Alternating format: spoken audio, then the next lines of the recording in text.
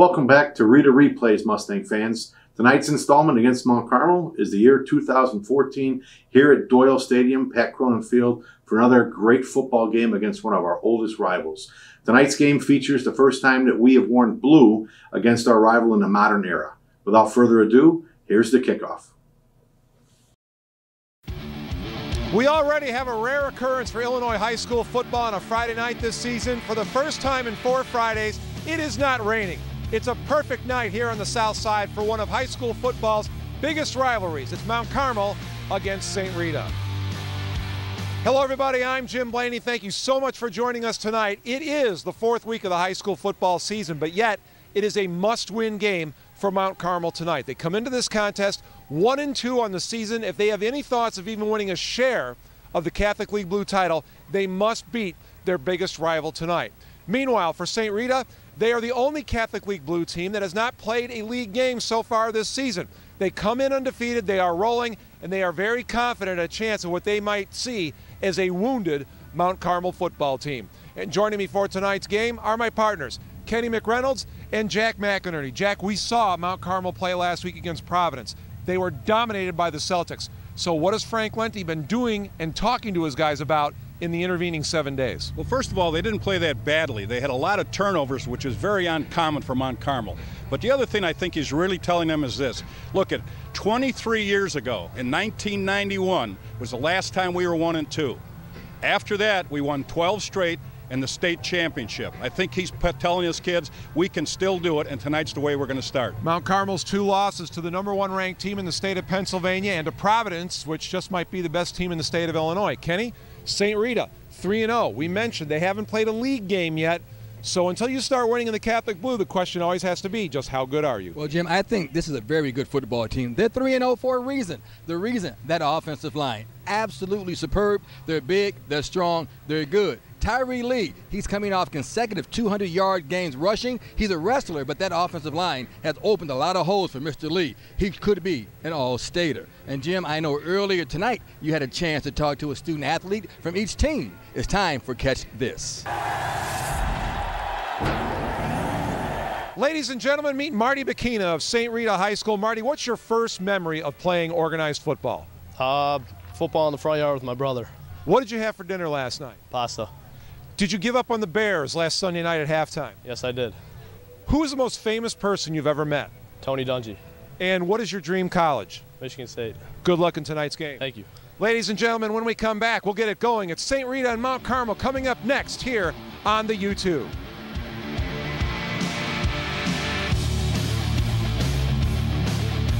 Welcome back to St. Rita High School. The Mustangs about to take the field. They have victories over Simeon, Dunbar, and in a game last week that I think got a lot of people's attention, they shut out Montini, the first shutout the Broncos have suffered since 2006. The Mustangs looking to go 4-0. This is definitely the most difficult part of their schedule. They play Mount Carmel tonight, and then next week they will take on the Providence Celtics. As for the Mount Carmel Caravan, we have talked about the fact they are entering this game at 1-2. What does a win mean? They're right back in it, the Catholic League Blue title fight. What does a loss mean? It means not only would they have a lot of difficulty getting into the race of the Catholic League Blue, but they would be in danger, Jack, because of the difficulty of the Catholic League Blue of maybe not getting those 5 wins you need to get to the playoffs. Well, you couldn't be in a tougher conference to pick up 5 wins. There's absolutely no doubt about that. And any team that can do that in this conference has got to be one of the premier teams in the state. Mount Carmel won the toss. They deferred. So St. Rita will get the football first to open it up.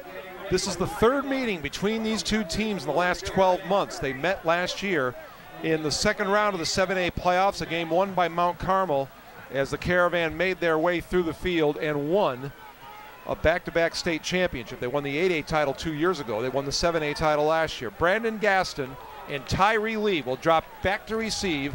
Nathan LeBranch will kick it off for Mount Carmel. LeBranch has a little bit of a wind at his back. A beautiful, warm, late summer day here in Chicago today. So the wind coming out of the south. Not a lot. It's not going to be a detriment to anybody going into the wind, but it might help if you have the wind at your back, which LeBranch does for this kickoff. It'll go toward the goal line.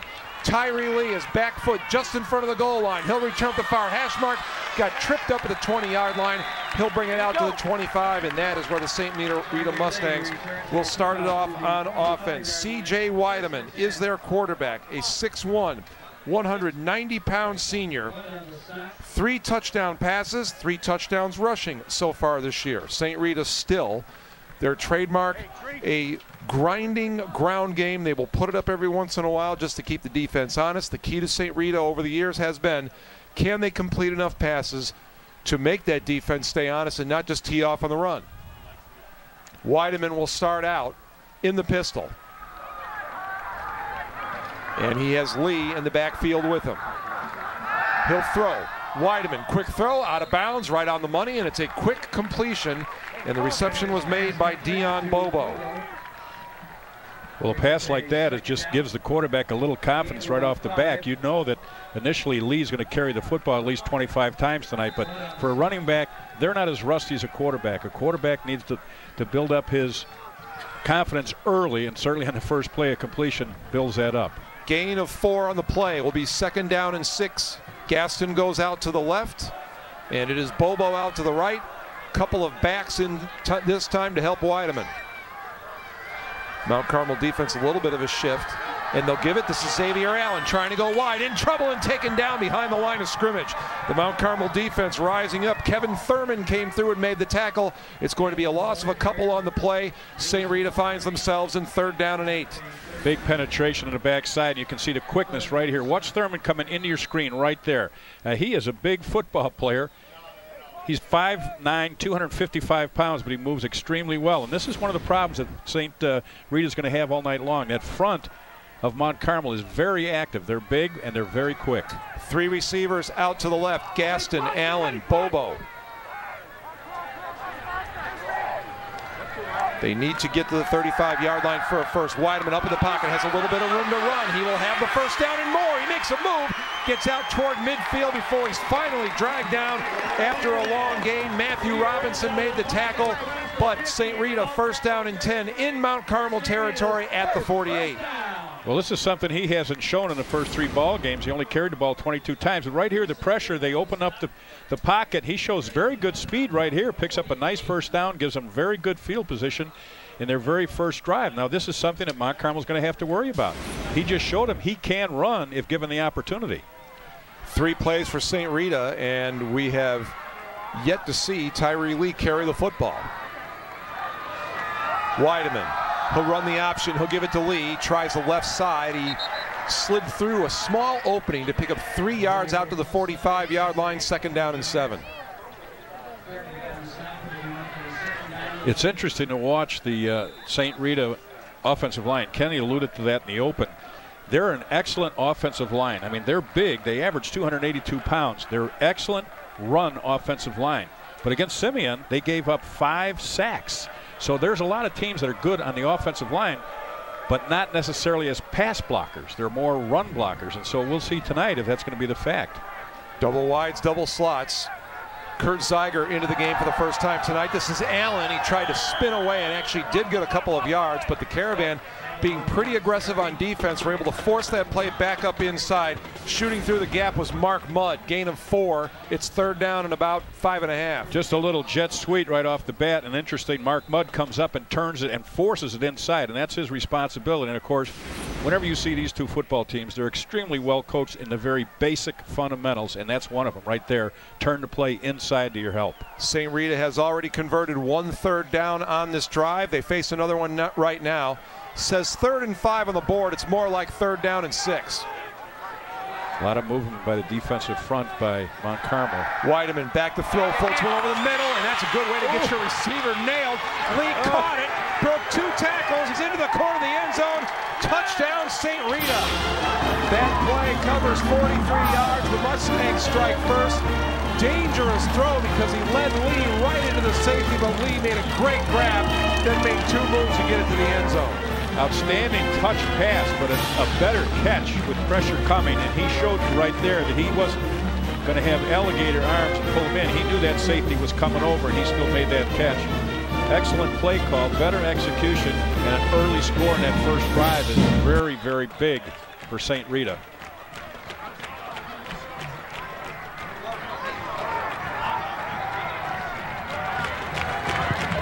On for the extra point is Bailey Marth, and he will put it through. 7-0 St. Rita.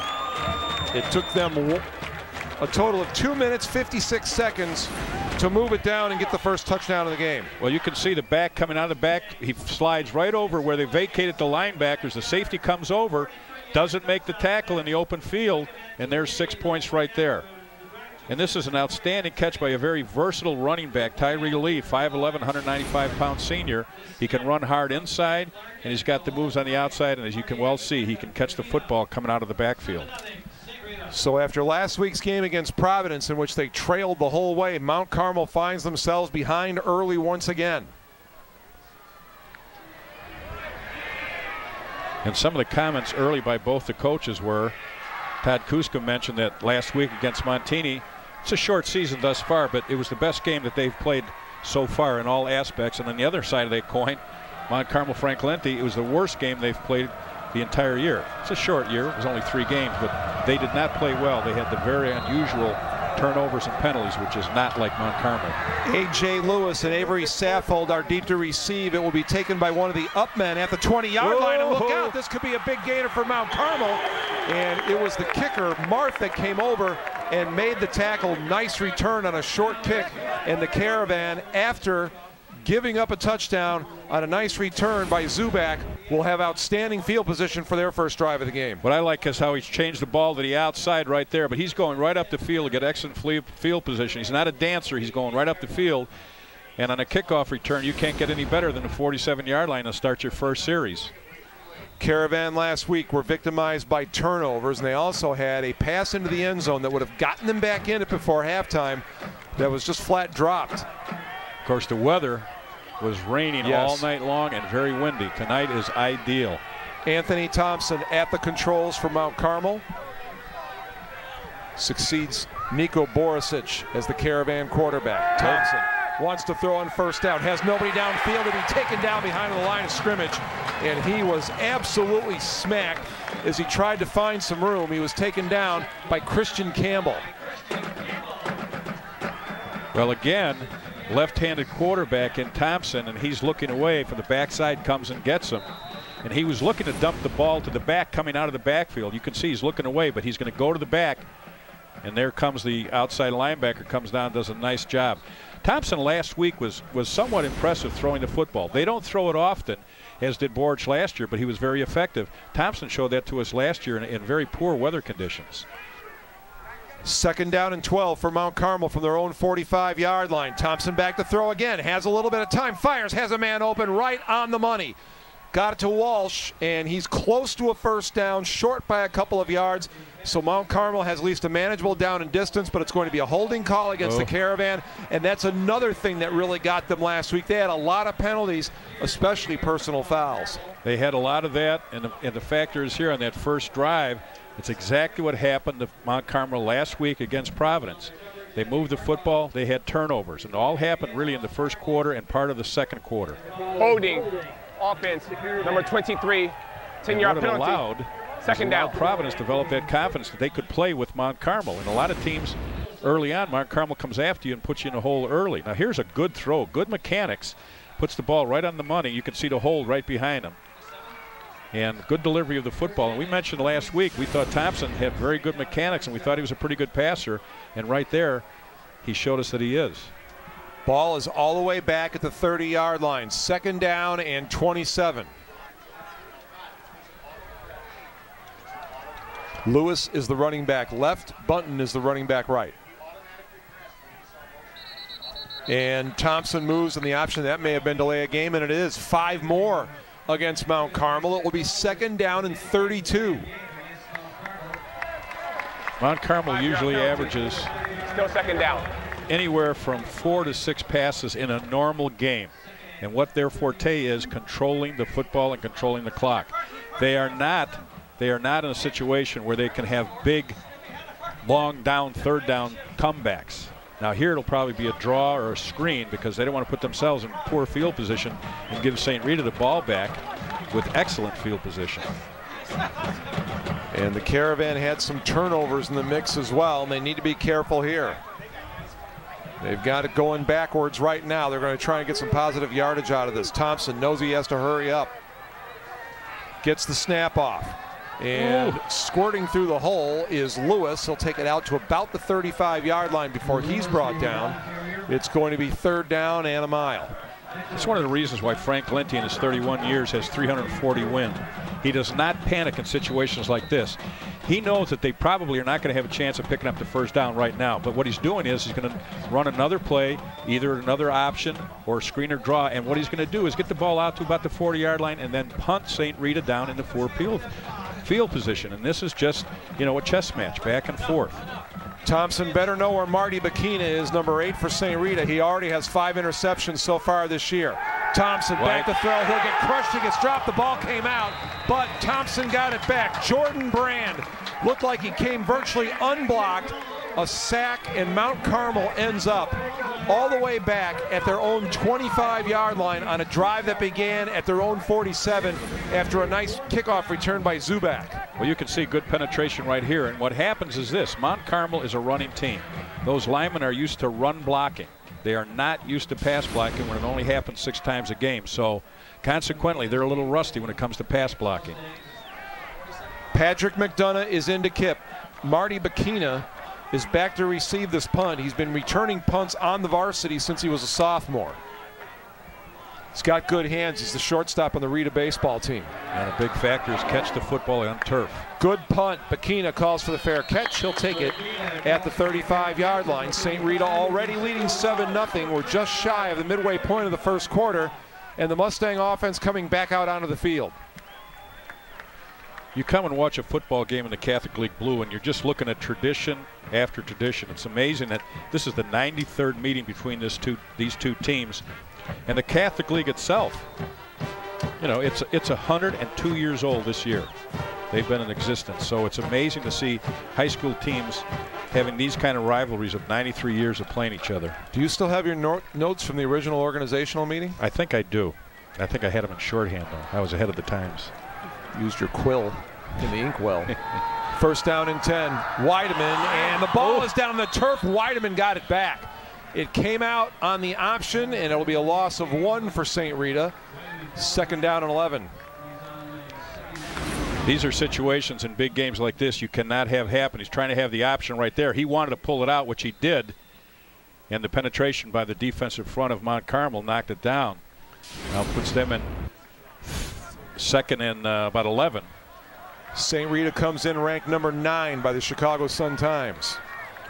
Schedule strength, I think, goes towards Mount Carmel. Their 2 ball games were a little tougher than the 3 ball games that St. Rita has played recently, Montini being the toughest for him. Swung out of the backfield, and Lee, he better hang on to that. That might have been a backwards pass. No, it is ruled incomplete.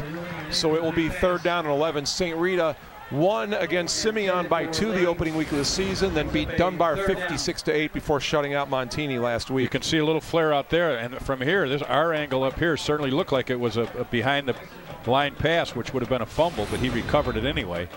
Very dangerous play, especially when you're down in your own territory. So after having some problems on offense, Mount Carmel now a chance to get off the field on defense and maybe get their offense some decent field position, but St. Rita has already converted 2 third downs in this game. 5:15 left. 3rd down and 11. Weideman back to throw, has some time, now time runs out. He'll just throw it up for grabs in the middle of the field. It did get past the line of scrimmage, no flag down in the play. St. Rita is going to have to punt it away. And remember, they're punting into a little bit of a wind.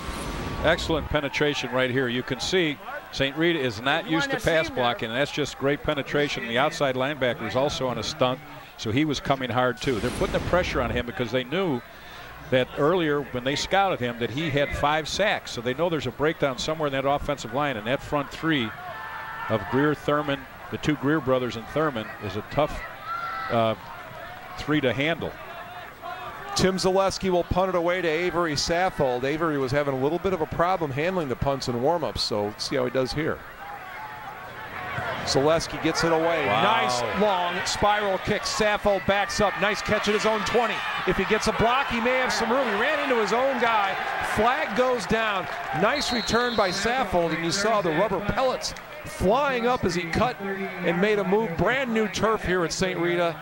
I would say, what would you think, Jack? Like, not quite U.S. Open rough, maybe first cut. Looks good, doesn't it? It does. It looks real good. All right, Blue, you want to take him back? Interesting, though, last week, Saffel was the one that got Mount Carmel almost back in the ball game. He scored the first touchdown with his excellent speed, and then he went for 2 and caught the ball coming out of the backfield. Illegal block in the back on the return team. Number 6, 10-yard penalty. First down. Saffold might have been gone if he hadn't run into one of his own guys. The ball will back up to the 20-yard line, but it will be first down and 10. So Mount Carmel, most of their yardage has been piled up going backwards between penalties and difficulties on offense. They come out for their second series. Well, last week against Providence, they controlled the first half. They had the ball for 16 of the 24 minutes in that first half. And yet they were still down 17-0 at halftime. And it will be Reese trying to right side, and he'll get a couple of yards out to about the 22-yard line before he's taken down. Second down and 8 coming up. Well, this is the strength of Mount Carmel when they're really on a roll and they have that tempo of running that veer option, the split veer option. They just change up things. They keep those linebackers guessing. They run traps inside. They run the outside veer, the inside veer, and they run it at the freshman level and the sophomore level. So these kids see it all 4 years. Back to pass is Thompson. Nobody open. He'll buy some time with his feet, and he'll pick up about 3 yards before he's brought down. The St. Rita defensive line has been outstanding in the early going of this game, and that time making the tackle for St. Rita was Nick Dema. Jordan Brand, number 86 right there, put a lot of pressure on him, but he actually had the tight end open right in the seam, Demetrius Lewis, but he had too much pressure. He couldn't get the ball to him. And sometimes what happens is when you get a lot of pressure, a quarterback starts getting happy feet, and he doesn't look down the field. He's looking at the onrush, and this causes breakdowns in your passing game. Third down and 5. Nick Giles is out wide to the left. Thompson wants to go that way, instead drops in the backfield. This is Lewis trying to get to the 35, and he does. First down, Mount Carmel. They'll move the chains and keep possession of the football. Mount Carmel likes to throw to the backs coming out of the backfield because they run the receivers off, especially when they're in man coverage. There's nobody out in the flat, and they figure the inside linebacker can't stay with the back coming out of the backfield, which they didn't there. And this is normally what they like to do. They chase you down the field, and they throw to the backs coming out of the backfield. 3 new opportunities for Mount Carmel to move the football. And it gets Tasadis into the game. He's at the bottom of your screen to the left. And they'll motion Saffold over to the left, but they'll run the opposite way, and they try to get Reese across the line of scrimmage, and he got bottled up. He got a yard pass. He got taken down, and again, a lot of help on that St. Rita defense. All sorts of guys flying in to make the tackle. They were led by Christian Campbell. Just the outside veer right here, but you can see right there the linebacker fills the gap. A good job of standing up the right tackle, and just good penetration by St. Rita. And they're just reading their keys. That's what they have to do. What is that guard doing? Where's he blocking? That's the keys for the linebackers. They're not watching the football. They're reading the linemen. Second down and 9 for the Caravan. Under 3 minutes to go here in the opening quarter of play. Thompson trying to hurry to get the ball snapped. Drops back. Here comes the rush. He lost the football. He got it back. Now trying to improvise. And he got back to the original spot where the drive started. It's going to be third down and 10. The Rita defensive line is just getting in there very, very quickly on passing plays. Well, the penetration right there, you can see they just can't handle that active defensive front of St. Rita, and they're just quick off the football, and that's just a good job right there of getting past that offensive tackle. Again, without being too redundant, these teams are used to running the football. They're not used to pass blocking, and especially at the high school level, that makes a big difference. The Rita defensive line has been teeing off. Let's see what they do here on third down and 10. Thompson back to pass. He had to throw it quick. He got it on the money, juggled, and it is incomplete. Trying to get into the hands of Nick Giles. And that quick throw, a little off the mark, that was caused by the Rita defensive line because they were on their way again. Good slant route right here. Good delivery of the football. Should have been caught, but bobbled. But you can see right there, there's active defenders coming to get to the ball. It's tough to concentrate when you got people flying at you. Matt Mitchell was the guy who ended up knocking it out. It looked like Giles was going to make a circus-type catch, but could not hang on. So the Caravan will punt it away. They're giving St. Rita an awful lot of opportunities here with excellent field position in this first quarter. McDonough just ripped one his first kick. Good Made snap. Bikina fair catch it. And this is an end-over-ender, and Bikina will take it. At his own 26, gets outside quickly. What a tackle on special teams. Yeah. And then a flag comes in late. Stephen Wordle makes the tackle. Before the game, Kenny had a chance to talk to Mike Clark of the Sun-Times about Mike's top 10. Thanks, Jim. We're down here with Mike Clark of the Chicago Sun-Times. And Mike, your rankings this week, Stevenson #1. I don't think anybody can complain about that. But the Catholic League Blue, very well represented. Right, all 5 teams are in it, and it's kind of hard to figure out who's #1 right now. We're going to have to find out a little bit tonight. Obviously, you see St. Rita in his first league game, but you know, Brother Rice had a big win last week. Providence had a big win last week, and Loyola's always going to be there too. Well, when you talk about the Catholic League Blue, when you go over your rankings, I would assume it's pretty easy, especially now that Brother Rice has turned the corner.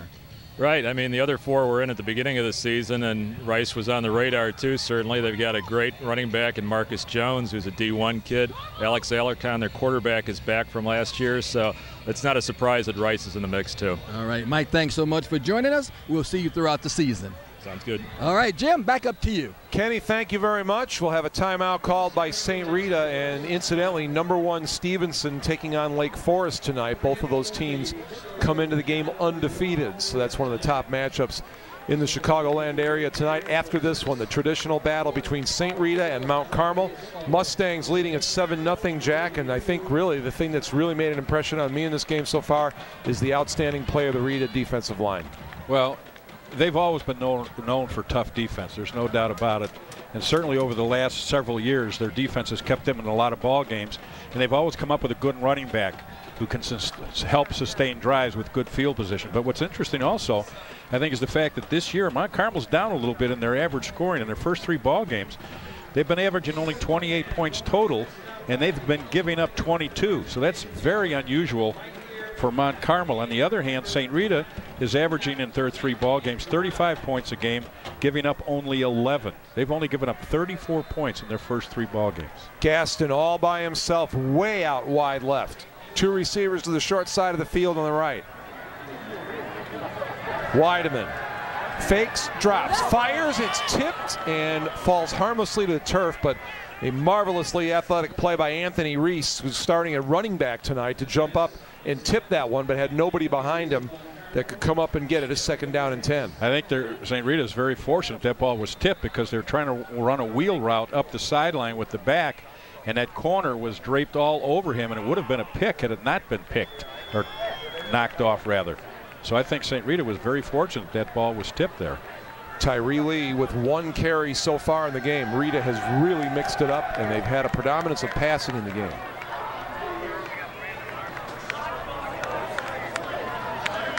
Lee will get the call, tries to go out wide, gets to the sideline, got up to about the 45-yard line of Mount Carmel before he was pushed out of bounds, and that is exactly where they will spot the football. It's going to be 3rd down and about 4.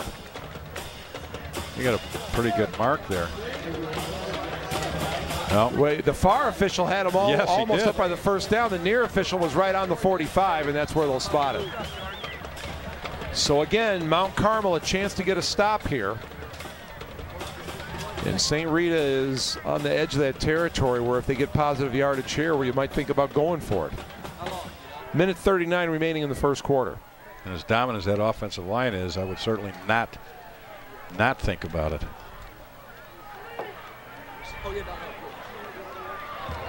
Weideman, he'll keep it. He has plenty of room. He'll cut it up. He'll have a 1st down. Ooh. And he takes it up to about the 36-yard line. He was absolutely smacked by Andrew. Any success to you. Yeah, thank you. All right, hey, Jim, back up to you. All right, Kenny, thank you very much. That's a completion, but it's actually going to be a loss of yardage on the play. Mark Mudd with the coverage on the pass to Xavier Allen. And Jordan Lynch is part of the recent progression of Mount Carmel quarterbacks, and the way it generally works, Jack, is they play 2 years. There's a varsity starter for 2 years. Lynch was there for 2 years. He was succeeded by Chris Soika, then Niko Borisic last year, and now it's Thompson's turn to play. But you play you learn, you execute, and then your senior year, you're expected to be a leader and expect to really make that offense go. Before Borovich was Butkus. Right, I forgot Don Butkus in there. Thank you. Down the sideline, Weideman for Gaston. He had to turn around and try and come back and make the catch. It goes off of his hands and out of bounds. Well, St. Rita is making sure that Mount Carmel is playing loose and soft in that secondary. They're showing them they're going to make every attempt to go down the field. Now, the thing that they're not doing thus far is going over the middle of the field.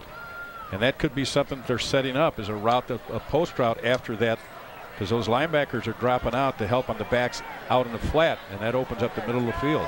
Zeiger and Bobo out to the left in this formation. 4 receivers into the game. Weideman steps up, looked like he might want to run. Bought some time with his feet, threw it a little bit behind Allen. And right there for the coverage was Andrew Guerra. And it's 4th down and 11 for St. Rita. They have the ball at the Mount Carmel 37.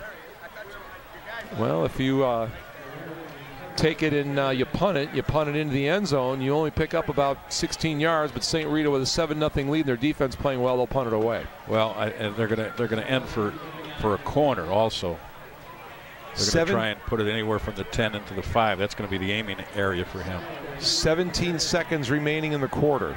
Saffold is back deep to receive, and we will have timeout called by Mount Carmel. Jack and I saw some interesting things in the kicking game, to say the least, last week in the game between Mount Carmel and Providence. So Saffold is deep, but he's not deep enough to receive the kick. Mount Carmel is obviously thinking here, well, it's 4th and 11 from our 37. They might try and throw this thing. And or a little pooch. Right there, a little pooch, yep. Took a little off the wedge, goes for the corner, and that's a pretty good kick. It's going to be down inside the 20-yard line and spotted right on the 10-yard line. So Mount Carmel's going to have it deep in their own end. 10 seconds remaining here in the first quarter. St. Rita took it right down the field on their opening possession of the game, but we've had a punting matchup since then. It's 7-0 St. Rita. Excellent job right there by the punter. Of course, a good call by Todd Kuska. Don't punt it into the end zone. We want to kick it out of bounds around the 10-yard line. See, you did it. You gave it a negative thought. It was kick it out of bounds. Inside the 15 is probably the instruction. Well executed no matter what it was. Reese and Lewis remain as the running backs, and Mount Carmel backed up deep in their own territory. And it was a fake pitch. Thompson turned it up but only got a yard out of it. So it'll be 2nd down and 9 after time runs out here in the first quarter. We'll switch ends of the field. Mount Carmel with the football. They're down 7-0. You are watching the game of the week in the Catholic Blue on U2 Sports. Team to ever win a Catholic League championship in baseball, basketball, and football in the same year. So yeah, we're really happy with the way things are going. Well, hey, thanks for letting us be here. We always enjoy being here with you. Thank you. All right, Jim, back up to you. Thank you, Kenny. The ball came out on the pitch, and they are calling it an incomplete pass. Which means he pitched it upfield, but there was penetration up by the pitcher. You'll see the top of your screen, the corner coming up right there, doing an excellent job. He wasn't run off at all by the wide receiver. It was a forward pass because the ball was pitched in front of him, not behind him or laterally. So that's the reason for the incomplete pass. The Mustangs actually recovered the football, but it's 3rd down and 9 for Mount Carmel deep in their own end. And that's very dangerous down there, obviously, for Mount Carmel. That's just execution. You can't afford to have mistakes like that. St. Rita's showing blitz. They do blitz. Thompson under the gun. Gets out of trouble, still keeping his eyes downfield. Now he has a chance to run for it, and he'll be taken down right at the 20-yard line. The official on the near side of the field has it marked at the 21. That would be enough for a 1st down. That was just a good poised effort by Thompson. It's like they're going to spot it, Jack, at the 18. So Mount Carmel will have to punt it away. And St. Rita's going to get the best field position they've had throughout this ball game. You can see right here he's trying to make something happen with his feet. Doesn't want to force the ball, tries to stay inbounds to pick up that 1st down, just comes up short by about 1.5 yards. Mike Tiernan brought him down. Bakina standing at his own 45-yard line awaiting the punt, and Mount Carmel does not have the right guys on the field. And there's nothing more upsetting to a coach to have breakdowns like this. They have to call timeout. And the Caravan just having all sorts of fits, but yet they're only down by a touchdown. Well, again, this is something that's very on Mount Carmel-like. We saw him against Marist, and it looked very poor. Then we saw him the following week against Mount Carmel, and it looked like a completely different team. And it was a very young team. They were playing a lot of sophomores and juniors, so in many cases, this was not too surprising to a lot of Catholic Leaguers that Brother Rice was able to pull off that upset. Whoa, Bikina tried to drop back deep at the snap. He won't have to worry about it because the ball goes off the side of the foot of McDonough, and we saw that last week in the game against Providence. In fact, McDonough's first punt of the game last week, he had to go off the side of his foot for just a couple of yards, and that set up Providence in great shape. They went in and scored, never trailed the whole rest of the night. And as you remember, we jinxed him because he had 2 punts earlier. Not in that ball game, excuse me. I'll take credit for that. He had 2 punts. He was averaging 40 yards a kick, and I made the comment just about the fact of what an outstanding kicker he was, and he shanked it, and he went about 12 yards. St. Rita has it first down and 10 for the Mount Carmel 35-yard line. At some point, you would expect a heavy dose of Tyree Lee. We haven't seen it yet. Lee will get the carry. Has some room over the 30-yard line as he popped through the hole and into the secondary. He was hit hard at the 27-yard line, but on the play it is a gain of 7, and it's going to be 3rd down and 3, or 2nd down and 3. This is what Tyree Lee does. He's got excellent speed on the outside, but he's also got excellent feet. You can see there on the cutback, running a little zone scheme. The linebackers over pursued to the outside, and he cut back, pick up a nice gainer of about 8 yards, and this is what he does for them. 195-pounder, and he got hurt last year in his 6th week. He had some experience last year, but when he came back this year, they knew they had a good one. Colin Canusta made the tackle. He's one of the very few starters from last year back this year for Mount Carmel. Lee gets the carry again, and he tried to slide through a small opening. Nick Wheeler was there to take him down. No gain on the play. It's going to be 3rd down and 2. And Nick Wheeler last week, the last play of the first half against Providence, Hunneford threw a pass out in the flat. Wheeler picked it off and went about 78 yards for a touchdown with 1 second left on the clock to get Mount Carmel back in the ball game right at halftime. 3 receivers out to the right for St. Rita, and that includes Jack Danaher, who is into the game for the first time tonight. They're spreading those linebackers out to give Tyree Lee a little room to run. Weideman, he'll hand it off to Lee. He will be close to a first down. Looks like he has it by about half a yard. First down, St. Rita.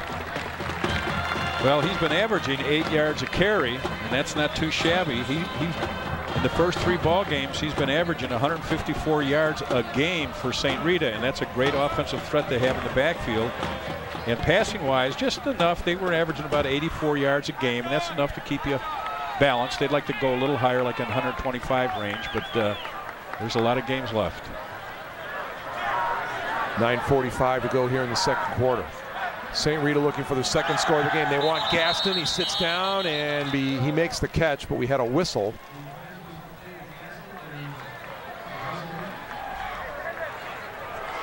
Dead ball. False start. Offense number 57. 5-yard penalty.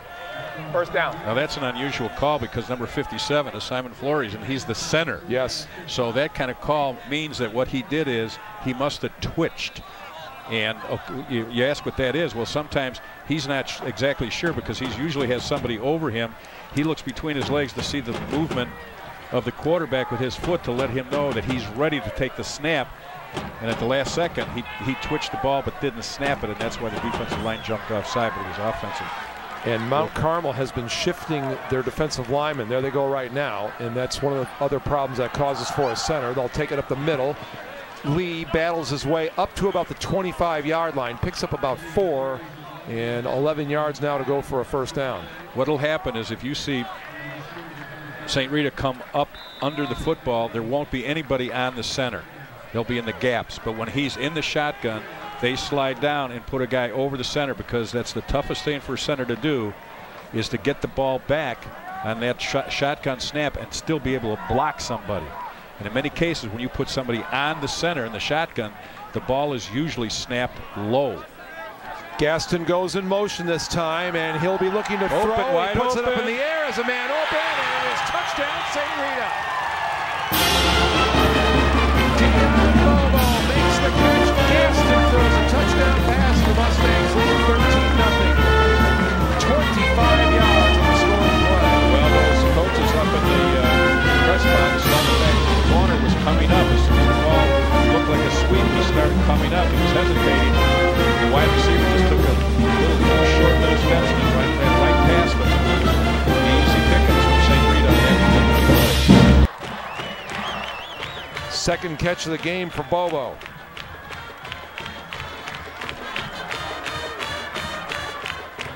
Marth on for the extra point. Bakina will hold it. And that is up and good. And it's 14-0 St. Rita with 8:29 remaining in the second quarter. Interesting play here. They just pulled it right out of the playbook. It's just a little handoff right here. You can see the top of the screen. The corner comes up when he sees the back, which he thinks is a jet sweep, and he runs right by him. But it was really a pretty good pass, right on the money. So obviously they practice it. It's not something they just drew up in the sand on the sideline.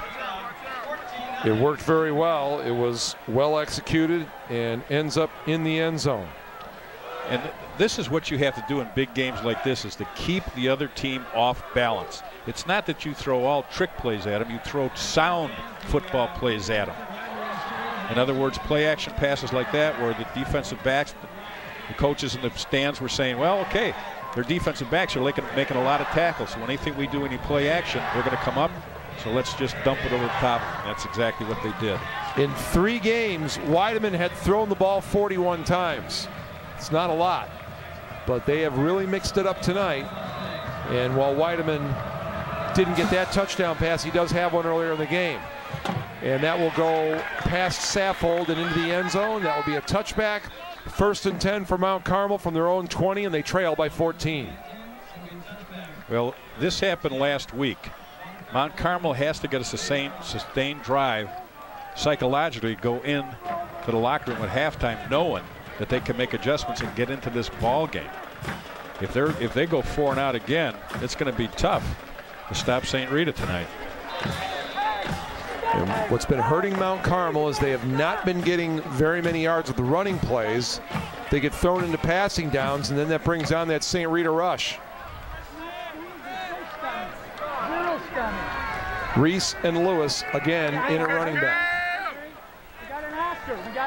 And it will be Thompson on the keep. He tried to turn the corner, and then for a second he got away, and then he got spun around and thrown down to the ground. And I believe that was Brand who made the tackle once again. One of the things that is in the favor of the opponents of Mount Carmel is Mount Carmel has run the same offense for 31 years. Now, they've run it extremely effectively because they have 11 state titles. But my point being that it's not that difficult to scout them. You physically have to stop them. But the key against a veer option team is you must have tremendous discipline to take your assignments. Somebody takes the dive, somebody takes the quarterback, somebody takes the pitch, like right here. Here comes the pitch. It's A.J. Lewis. He has some room, and it's coming back. Lewis gets flipped head over heels on the tackle by Bakina, but there's a flag down in the field, and the Caravan are going to have to walk backwards to get to their huddle. I think it was holding on Gerald Whitaker down at the bottom, was the corner. He would have came up on the pitch, but he was being held. You can see right back there, and that's the guy that was going to come up on the pitch, and the safety comes from the inside out, the corner comes from the outside in. Again, great discipline has to be used when you're playing against an option team, or they'll break the big one. Holding, offense, number 2, 10-yard penalty, 2nd down. It will be 2nd down and 19 for Mount Carmel. And now they're really up against it again, because anytime they've been in any type of passing situation, those Rita defensive linemen have just come flying in, chasing Thompson down. Well, St. Rita has 3 returning linebackers. Thompson, he pitches, got it into the backfield to Reese. He's down the sideline, and he got tracked down from behind, but it's going to be a key 1st down for Mount Carmel. Running him down from behind was Jordan Brand. Well, I think that's got to be very effective for Mount Carmel to get outside. Now, we have seen them try to do it a couple times unsuccessfully, but you got to remember that St. Rita has 3 inside linebackers that are returning starters, and they are really good football players. And what you want to do is, I want to get away from them.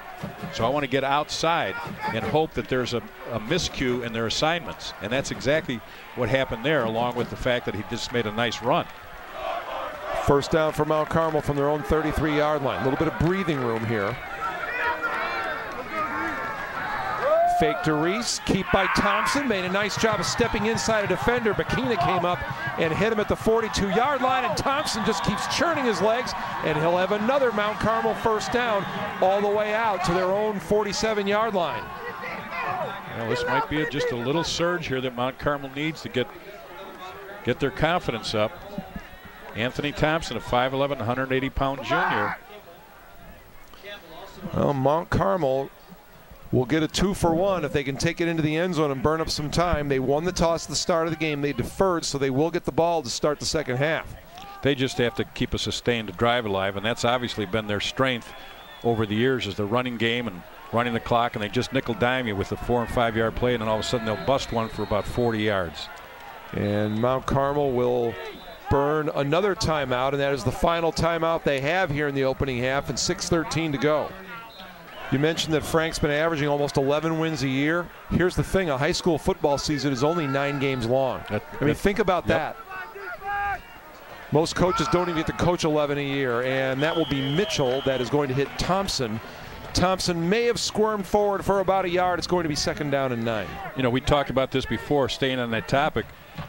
Frank Lenti in his 31 years has won 11 state championships, but the other thing is he's come in second 5 times, which means in 31 years as the head coach at Mount Carmel, he's been down to the state championship game half of the time. times. It's amazing. 16 times. That's an incredible statistic. Yep. It was an unbelievable run that Frank Lenti has been on at Mount Carmel. 2nd down and 9.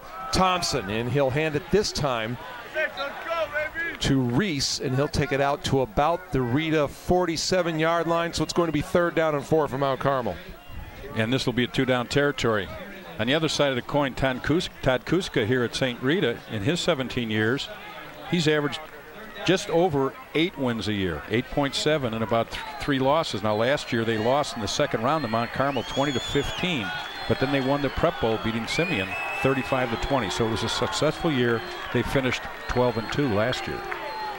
Mount Carmel needs to keep the chains moving. Ooh. Thompson will hand it off, and immediately after giving the football into the hands of Reese, he's taken down. No gain on the play. 4th down and 5. That's the discipline we talk about right there. Linebackers being responsible. It's the outside veer, and there's penetration right there. Everybody is taking the person they're supposed to take, and they're going to punt it away. Maybe something to do with that is the fact that Mount Carmel does get the ball to start the second half. If they can punt it away here, play defense, the worst that happens is you get out of the half 14-0, and then you get the ball to start the second half. Well, I think even if he had gotten 2 or 3 yards, they would have went for it. But as it was, having no gain or a 2-yard loss, he wasn't going to go for it. Bakina deep to receive this kick to the middle of the field. Bakina has to call for a fair catch, and he'll take it at his own 17-yard line. So St. Rita with the football, 2 timeouts, 4:10 to go in the half, and a 14-0 lead. Well, I don't think St. Rita is going to be conservative, because they didn't get here by being a conservative football team, and they know how good Mount Carmel is, and they're not just saying that, okay, we're up 14, that means it's over. Todd Kuska right there making sure that they know exactly what they're doing. A couple of years ago, when Frank Lenti broke the record for coaching victories, there's an article where they went around and asked a bunch of coaches that they thought might have a chance, and one of them was Todd Kuska, and basically the response was, I'm not going to coach that long. Weideman, he turns. That was a slow developing play to Lee. He'll carry it out to about the 21-yard line. That'll be a gain of 3 on the play. 2nd down and 7 coming up. Andrew Guerra among those coming over to make sure that Lee didn't get down the sideline. Watch the defensive line sliding around, and at the last second they end up going over the top of the center. But just a good job right here dipping it outside. He got more than probably he should have got on that particular play. But a nice job of Mount Carmel, but he gets out of bounds and stops the clock. Remember, Mount Carmel, if they get a stop here for not much yardage. They cannot stop the clock. They are out of timeouts. 3 receivers out to the right for St. Rita. Again, a man on the nose.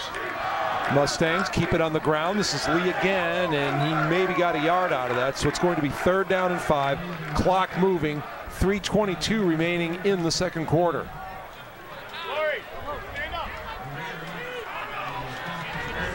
Yeah, Mount Carmel may get the ball back here, but remember their style of offense is not a quick strike offense. So it isn't, but Thompson has shown us that he throws the ball fairly well if given time. The problem is he hasn't been given much time last week or this week. Marty. And Reese is over as the slot corner. He's on Allen. Weideman throws, a little comebacker to Gaston, and the Caravan, nice job on defense. They had that well planned out, and it's a tackle for only a gain of 2. It's going to be 4th down and 1 from the St. Rita 26. No debate about this one. You punt it away with the win with 2.5 left in Mount Carmel, no timeouts. And here's where those wasted timeouts really hurt, where they had to call a timeout because they didn't have enough people on the field for that punt. That would have been 1 timeout and another timeout that they had because they had a problem with how many people on the field. Those would have been 2 timeouts they could have certainly used here in this particular drive. Zaleski absolutely rooted one. His only punt of the night so far. Saffold is back to receive. You would think if Saffold gets any kind of a chance to return this thing, no way is he going to signal for a fair catch. We get a flag, and it's going to be a false start against St. Rita. That'll back him up 5. Well, there's 5 more yards for Mount Carmel on the plus side. Offense, number 15, 5-yard penalty, 4th down. I can guarantee over there the Mount Carmel coaches are telling the punt receiver, don't let it hit the ground. Field the football, get us some positive yards after the catch. We need field position. Possession is everything, and that is one of those pet peeves of my partner, letting the ball hit in a punt. Especially with turf. Especially on turf with proper grammar. Zaleski gets off an end-over-ender. Saffold makes the catch at his own 46, straight up the field, has some room, and then he gets turned around, and I'm not sure if it was a horse collar or a face mask, but it's going to be 15 extra yards for Mount Carmel, which is going to give them the ball at the St. Rita 22. Good job right here, just bursting right up the middle. Oh, yes, it's a face mask, no doubt about it. Inadvertent as it is, it's still a face mask, and that's 15 more yards to that return. Good field position. So the Caravan with a big opportunity here. 1:44 to go in the second quarter. They have the ball now. They're down 14. And they will also get the ball to start the second half. So they can get back in it very quickly if they can get a touchdown here. They need to develop some confidence in their offense. They need to pound one in right here, the old Mount Carmel way. They're going to have to move fast after a tackle because they do not have any timeouts. Taking a lot of time right now. Clock's not moving yet. Lewis and Reese are the running backs. Thompson back to throw, has nobody open, now just trying to freelance and get something going. He'll run it. Get out of bounds. And he got out of bounds, and he's close to a 1st down. And I don't think he looked like he was trying to get out of bounds. So I think Frank might make him a little aware of what the situation is, but it is a 1st down. Which stops the clock, so Mount Carmel has the best of both worlds, a running play that gets a 1st. And he barely got it. He had to get to the 12, and the ball is on the 12. 1st down and 10 from the 12, 1:34 to go. 2 receivers on the short side of the field.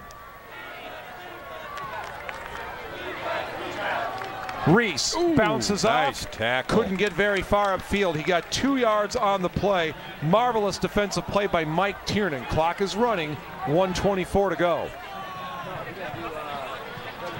That could have been a big play right there if Tiernan hadn't made that play. But that's just what St. Rita has been giving Mount Carmel. Excellent linebacker play. Cohen Walsh out to the left. They'll also line up with Saffold in the slot. Reverse. Coming the other way is Saffold. He spins his way down to the 5-yard line before he was grabbed after he came through the hole by Connor Kelly. He's got no timeouts. Did he call a timeout? I think he was trying to.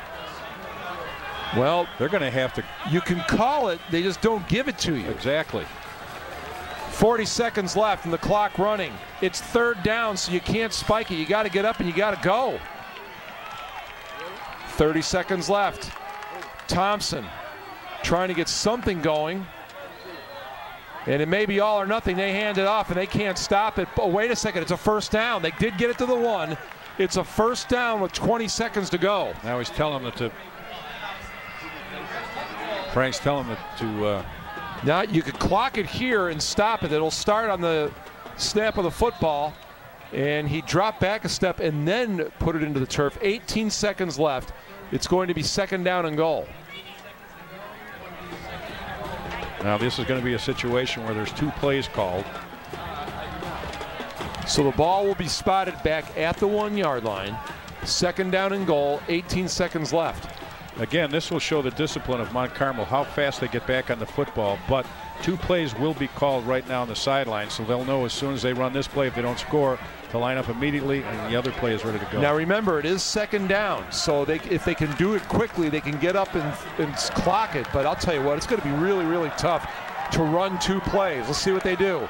And they don't need to worry about it because taking it in the end zone for a touchdown is A.J. Lewis. So for all the problems that Mount Carmel has had here in the first half, they get a touchdown late in the first half. They're an extra point away from making it a 1-touchdown game. And they go to the simplest play in football, basically the dive. Just get on somebody and run straight ahead and get that surge into the end zone. Because really on that play, Jack, either it gets stopped quickly or you get a touchdown. And stopped quickly is what they wanted in case they didn't get it into the end zone, but they don't need to worry about it. Well, again, it did a nice job. They ran off the right side behind their center, Marcus Van Arkel and Matthew McKay, the right guard, and Devon Hickman, the right tackle. Cullen Walsh will hold. LaBranch missed an extra point last week, kicking into a little bit of a win. LaBranch puts it up, and it is good, and Mount Carmel trails 14-7. 14 seconds remaining in the opening half. Let's watch the surge of the white jerseys.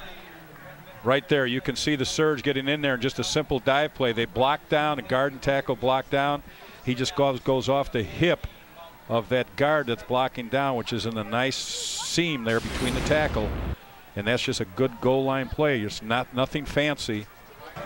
See what LaBranch does here. You definitely don't want to kick it deep. But as I mentioned, it's a fundamental mistake. Providence was good. High kick. It will be taken, and actually it found its way into the hands of Xavier Allen. He stays in bounds, then finally driven out at his own 42. So 9.6 seconds left, and if C.J. Weideman ever wanted to wind one up and throw it, might be a spot. But on your own side of the field, Todd Kuska made the stop to take a knee and let it run out. Let's see. It's been a well-played game by St. Rita on both sides of the football. It has not been a real well-played game by Mount Carmel. A little sloppy, but I think that they can tighten up those with a few adjustments at halftime. See what the Mustangs decide to do. They will put Gaston and Allen out to the right. Danaher is out to the left. One back into block. Oh, is Rita short a guy? And they'll run it, and they will let Lee see what he can do. He'll take it out to the 46-yard line, so that's an indication that they're just going to let it run and let it run out. So a very interesting opening half of action. St. Rita had it all going their way, but Mount Carmel comes up with the football late, gets a touchdown, and at the half, St. Rita leading Mount Carmel 14-7. Read all about tonight's game. And tomorrow, Chicago Sun-Times, you're watching the Game of the Week on U2 Sports. Hi, welcome to St. Rita High School. My name is Ed Weiser, Director of Admissions here at St. Rita. I wanted to take a moment and invite all of our 8th graders out there to spend a shadow day here at St. Rita this fall. We know that it'll be a very unique fall for all of the schools, but we will be open here at Rita for shadow days, and our schedule is announced on our website. So come by one of these days and check out our school for an inside look as a shadow here at St. Rita. We also have great personal tour options, and you'll hear from Coach Russell about that next. Go Mustangs. Hello everyone, my name is Roshan Russell. I'm a proud 2008 graduate of St. Rita High School. I'm the Director of Enrollment and Head Varsity Basketball Coach. I want to take this time to invite you to sign up for a personal tour here at St. Rita. We offer tours around the clock. We feel like it's one of the best ways to learn about our great institution. Our goal is when you leave to make sure that all your questions are answered. I also want to encourage you to check out our calendar of events, and you'll hear more about that from our Assistant Director of Admissions, Mike Swanson. Hi, I'm Mike Swanson, Assistant Admissions Director here at St. Rita High School. This fall, we have a lot of exciting events planned for prospective students.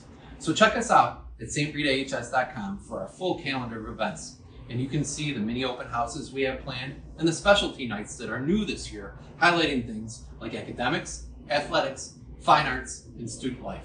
So again, visit stritahs.com and click on the admissions tab.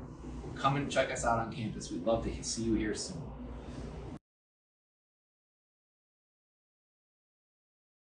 All right, Kenny, thank you very much. And 14-7, St. Rita with the lead as we get ready for the second half. Very quickly, one other score involving a Catholic League Blue team, Brother Rice, that had the big upset last week against Loyola, trailing Wheaton St. Francis by a point. That's right before halftime. Mount Carmel with a great opportunity here. They got a touchdown right at the end of the first half. They get the ball right back to start the third quarter.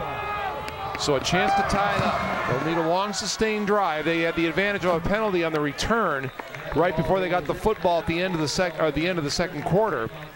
And this kick goes into the end zone, so Mount Carmel will take the football. They'll have it 1st and 10 from their own 20-yard line. You get a good look at Avery Saffold, who had a big return last week against Providence and has been kind of held in check so far tonight. So Frank Lenny and his Caravan, here's a great opportunity to get this game tied up. He's really another dimension for Mount Carmel. He's that speedster that they need out on the edges, but also to keep the secondary off guard because he can break one long, and he's got great open field ability. Reese in the backfield, and he's back there with Lewis, and it'll be Lewis who gets the carry to start the second half. He'll get a couple of yards in the play. Matt Mitchell in there on the tackle. Second down. We're going to call it 2nd and 7. They spotted him all the way up to the 23-yard line. Well, that's exactly what Mount Carmel does. Now, both backs just average about 6 yards per carry. Now, they haven't done that tonight, but in their first 3 games, that's what they've been doing, and usually that's what they look to do. They want to just pound that ball, get 4 or 5 yards on first down. Thompson down the line, looks to pitch, he'll turn it up, and he actually got back to the line of scrimmage. Mitchell did a nice job of being disciplined, as Jack has talked about. When you're playing against this offense, no gain on the play. 3rd down and 7 for Mount Carmel. You can see the discipline right here of everybody that has their particular person. Somebody takes the dive, which is the linebacker closing there. Right there, 37 has the quarterback. Another man comes up to corner taking the pitch man. That's what you got to do. You have to have great discipline when you're playing against a veer option team that Mount Carmel runs. Mitchell finished him off. Tiernan made the tackle. Quick throw, and unable to hang on to the football was Giles. It falls to the turf. 4th down coming up. Mount Carmel goes 3 and out on their opening series of the second half. Now, any receiver coach at any level will tell you the reason for that drop was he let the ball get to his body rather than catching it with his hands. When you let the ball go to your body, that momentum hits the chest and it bounces off. You try and catch it with your hands. That's the drills that you do constantly. McDonough had one go off the side of his foot the last time he punted. Bakina back to receive the kick. Again, going to be good field position for St. Rita.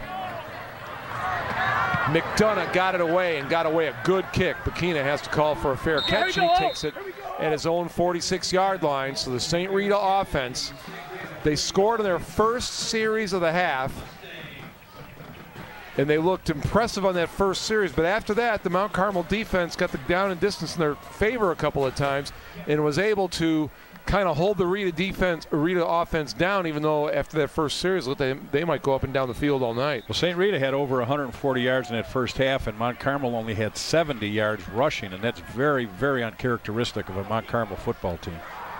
And it is Allen and Lee in the backfield for St. Rita. First time we've seen this formation tonight. Gaston goes in motion. He'll get the carry, and he is going absolutely nowhere. Mark Mudd obviously did a little film study this week. They're going to give the runner forward progress to the 42-yard line, but it's still going to result in a loss of 3 and 2nd and 13. Well, for a jet sweep, this was very, very slow developing, and you can see right there how the linebacker just comes up. Mark Mudd comes up, makes a nice job of penetration. That play is designed to get past Mark Mudd. It didn't even get close to that. So that was wasn't even a jet sweep. I'd say it was more of a prop sweep. Gaston, Bobo, and Allen, their trips to the right, and they're in the bunch formation there to the right. Weideman, he'll hand it off. This is Lee. Gets through the hole, and he'll get back to the 45-yard line and bring up 3rd down and 10. It's kind of interesting how the ball game started off. Mount Carmel deferred so they could get the ball back in the second half, and St. Rita took the ball in the first half, drove down and scored. Mount Carmel gets its opportunity in the second half, doesn't develop anything. St. Rita gets the ball back, so all of that was negated. 3rd down and 9 as they spot it at the 46-yard line. Mount Carmel's defense a chance to return the 3 and out. Weideman back to throw, very deep drop, goes high and wide. Looked like he was trying to go for Gaston, but it's incomplete, and the second half opens up with 2 3 and outs. And that ball was snapped below his waist, about knee high, and that's what happens when you put a defender on top of the center. He gets distracted and he's not concentrating on a good snap, and he's concentrating on making a block. And that's always why you put a man on the center when they're playing out of the shotgun or the spread formation. Avery Saffold deep to receive. Zaleski will punt it away, and he has a little bit more of a breeze behind him here in the second half than he did in the first. Zaleski, a lower kick, but it's just a perfect spiral, and maybe too perfect. It hits the 3-yard line and skips into the end zone for a touchback. Second time in this half, Mount Carmel will start at their own 20-yard line. That was about a 65-yard punt in the air from where he kicked it and where it landed. He really nailed that thing. I actually had a class, Jack, in college called Analysis and Movements of Football, and it was really a class where our school turned out a lot of PE teachers, and one of the skills you had to get an A in the class was you had to be able to punt a spiral 35 yards, which is not easy to do. How many times do you have to take the class? Took it a while. Here's a big run. Lewis into the secondary, trying to split the safeties and get down the field. Can't get all the way, but he'll take it down to the St. Rita 33-yard line before he's brought down from behind by Jalen Crum. A touchdown-saving tackle by Crum, and Mount Carmel in business in St. Rita territory. That's exactly what we talked about with Mount Carmel's offense. They'll nickel dime you with the 3- and 4-yard plays on the dives, and then all of a sudden there's a breakdown in the discipline, and they pop one for a long gainer and great field position. And this is exactly what they need right now to get back in this ball game. See if the Caravan can keep the momentum going.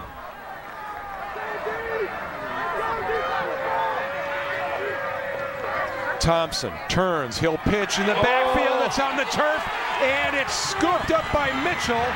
He didn't get a hand on it, but the Mustangs end up with it anyway. The final recovery is picked up by Gerald Whitaker. Mitchell had a chance at it, he couldn't grab it. Whitaker finds it, St. Rita.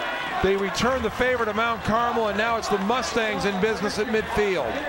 Right there, just an excellent job by the defensive staff of coaching their players on where to be with the option. Everybody had their man. Excellent defense. You can see right here the little counter option. A very poor pitch, but excellent penetration right there by the corner and the linebackers. Now usually when the ball is fumbled in the backfield, you tell them, let's pick it up. Anywhere else in the field, you try to gain possession and fall on it. But when it's in the backfield, you try and pick it up and run with it.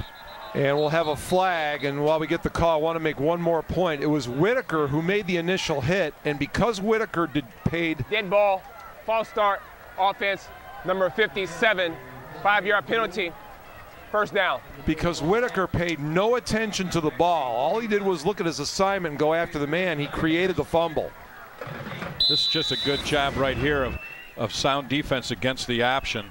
There's the dive back, and there's the big run right here. A little more speed, and he breaks it all the way. But excellent angles right here by St. Rita. And they stop Mount Carmel from scoring. Mount Carmel stops themselves, excuse me. 1st and 15. Here goes Gaston on the sweep, and the Caravan, they string that out and maybe ended up getting a yard on the play. Matthew Robinson makes the tackle. It's going to be 2nd down and just under 15 yards to go. The defenses are really turning it up here in the second half. Well, it's always much easier to play defense, especially defensive line and linebackers. It's a lot tougher when you're an offensive person because you have assignment football. Now, against St. Rita, Mount Carmel can be a little looser because they don't really play the option. They're a little more, they play a lot of power football, a lot of counters and traps. And they really haven't given the ball, surprisingly, as much to Tyree Lee as I thought they would have. And maybe they'll start going to him a little more. 3 receivers in a bunch to the left. Weideman, he'll hand off. Lee dropped it on the turf. It looks like he got it back, though, but it's going to be a loss of a yard of the play. 3rd down and 16 for St. Rita from their own 44. Very casual handoff right here. Just kind of throws and reaches out, gives the ball. And I don't think Tyree Lee was concentrating on handling the football right there either. Now, he's had back-to-back 200-yard games, but surprisingly tonight he has not carried the ball that often or that effectively. He had 207 yards in the first half against Dunbar in week 2. Little bunch formation down here at the wide side of the field. Boy, one of them's awfully close to being offside. Blitz coming. Weideman stands in, throws down the sideline, and it is in and out of the hands of Gaston. So it's going to be another punt for St. Rita. On the coverage, Marquise Peggs. Well, the formation set up man coverage on the backside, and that's what they wanted right here, having Gaston going one-on-one. The safety was trying to get over there, but the ball was thrown a little too far out of bounds. When they run those routes like that, they have to run them closer to the numbers so they have movement to fade into the sidelines. Too often, players just tiptoe down the sidelines, and it's very difficult for the quarterback to put the ball on the money there. Zaleski needs to turn down the boost in the turbocharger. And he gets off a spinning punt this time, and Saffold will call for the fair catch at the 16-yard line. So after all that, what it ends up is Mount Carmel loses 4 yards of field position. Ball is on the 17, and here comes the Caravan offense for the 3rd time already here in the second half. A little tidbit, Jim. Yes. Do you know that Newt Rockney, the fabled, famous Notre Dame coach, played St. Rita in an intramural football game? True story. I kid you not. In 1924. The Notre Dame intramural team played Notre Dame intramural team played St. Rita, and St. Rita lost 6-0. On 1st down, and the handoff will go to Lewis, and he'll carry it out to about the 21-yard line, so that'll be a gain of 4, 2nd and 7. Now, I know Notre Dame used to have full contact, full pad intramural football. I don't know if they still have it or not, but I know that was one of the unique offerings at Notre Dame. Well, unique offerings. They also still have boxing at Notre Dame, and an ironic point is Mount Carmel still has boxing as part of their programs. Did you ever box? Yes, I did. Fenwick used to have boxing, and then they dropped it. Okay, hang on a second here. We got to discuss this a little bit more. 2nd down. Thompson spins, hands off, bye-bye, and on his way into the secondary and trying to win a race to the end zone, and it will be taken down at the 5-yard line. Great hustle right there. What speed coming through the hole, and just an absolute burst and getting through there by Anthony Reese. He was caught from behind by Eric Walker. And again, there's that patient Mount Carmel football running the option, knowing they're going to bust one. There's a trap right there, number 73. An excellent job right there with the trap block by Reese Matthew McKay. Getting the spot start for Jaquan Bunton, and he was about a step away from going all the way, and he ends up down at the 5-yard line. Caravan go at it quickly, and that time they'll hand it to Lewis. He'll pick up a couple of yards, and he'll take it down to the 3-yard line, 2nd and goal. I'm always impressed when I see a defender like that hustling all the way down the field. And this could turn into be a big situation with that tackle if Mount Carmel doesn't score or just kicks a field goal. That effort could be the difference in the ball game as we look on it later on. Touchdown and extra point, tie it up for Mount Carmel. 5:29 and running remaining here in the 3rd quarter. Lewis and Reese in the backfield. Thompson ran into Reese, handed it off, and into the end zone. Touchdown. And Mount Carmel is an extra point away from tying up this football game. Well, that's the patience of Mount Carmel. They don't panic. They make some adjustments at halftime, and they just keep doing the things that they've done for the past 31 years, running that split veer option. And that's the 2nd time tonight, Jack, that we have seen Reese get a quick handoff and take it up the middle and break it for big yardage. Simple as playing football is the dive. You teach that in Pop Warner. I mean, if you can pop past and lineman just get a body on body and he just finds a seam, he's gone. LeBranch into the wind for this extra point. Somebody moved. Kick is up, and it is good. No flags down, so we are tied at 14 with 17 minutes and 18 seconds left in regulation. You know from having geometry, and I know from having it several times, that the shortest distance in 2 points is straight ahead, and that's what they do. Right. They run that between the tackles, and they just pop it, and the safeties or corners don't have those angles to get to them, and when you have speed like that, an excellent job. But did you know that there is no such thing as a straight line? It has to be a straight line if it's straight, because 2 points define it. So the shortest distance between 2 points is a line, not a straight line. Straight line is redundant. I stand corrected. But I want to talk about this boxing now some you more. should see. Now you ought to see my tile on my basement floor. Then you'll really know that I know nothing about straight lines. All right, tell me about the boxing. How much did you fight? It's not fight. It's boxing. Box. So how much did you box? I boxed for 3 years. Did you box? Did you box in the Marine Corps too? No. You boxed all the time in the Marine Corps. I mean, that was just, they didn't ask you to box. It's not like you put trunks on. So were you any good, or did you get? Well, I would say I defended myself quite nicely when need be. LeBranch will kick it off, and it's going to go to Lee at his own 16-yard line. Has a return set up to the left.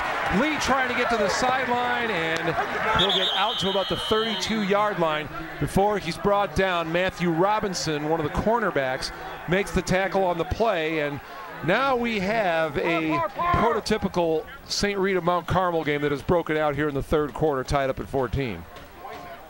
And what a difference a halftime can make. That drive changed the momentum a little bit right at the end of the first half, where Mount Carmel went down the field and scored, and they go in at halftime making minor adjustments here and there. Come back. Rita does stop them on the first drive, but then they come back and make a big play, go down and score, and we're right back in the football game. It's a brand new game now. Keep in mind, Mount Carmel has also survived a turnover here in the second half that St. Rita could not do anything with at midfield. Gaston goes in motion. And a little bit of Mount Carmel's own medicine, and the defense of Mount Carmel says, we see this in practice all the time, that play is not going to work. All sorts of Mount Carmel players in to make the tackle. Kevin Thurman there among them. Well, one thing is it took too long to develop, and the other thing is the defensive front of Mount Carmel is really handling St. Rita at this point. Tremendous penetration, as you'll see coming right into your screen right there. That's backside penetration. He gets there, and then all of a sudden everybody else comes there, and it's a big party. 3 receivers in a bunch out to the right. Lee is the lone running back, and Gaston is singled up on the bottom part of the formation. You see that defensive front sliding around. Weideman wants Gaston. I think that ball might have been tipped. Gaston caught it anyway. His forward progress will take him up to the 37-yard line, where it will be 3rd down and 5. They're doing a pretty good job defensively. Those corners are not giving them a lot of room. It's just a quick pass right here. It does not get tipped, but the corner's right on top of them. And they're saying, if you're going to go deep, I'm going to stay right on your hip.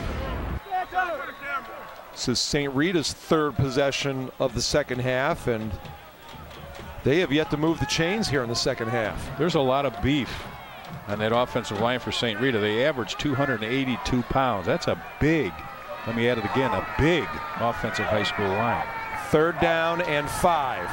Weideman down the field, wants Gaston, overthrows him. St. Rita will punt it away again, and after the throw, Weideman got nailed.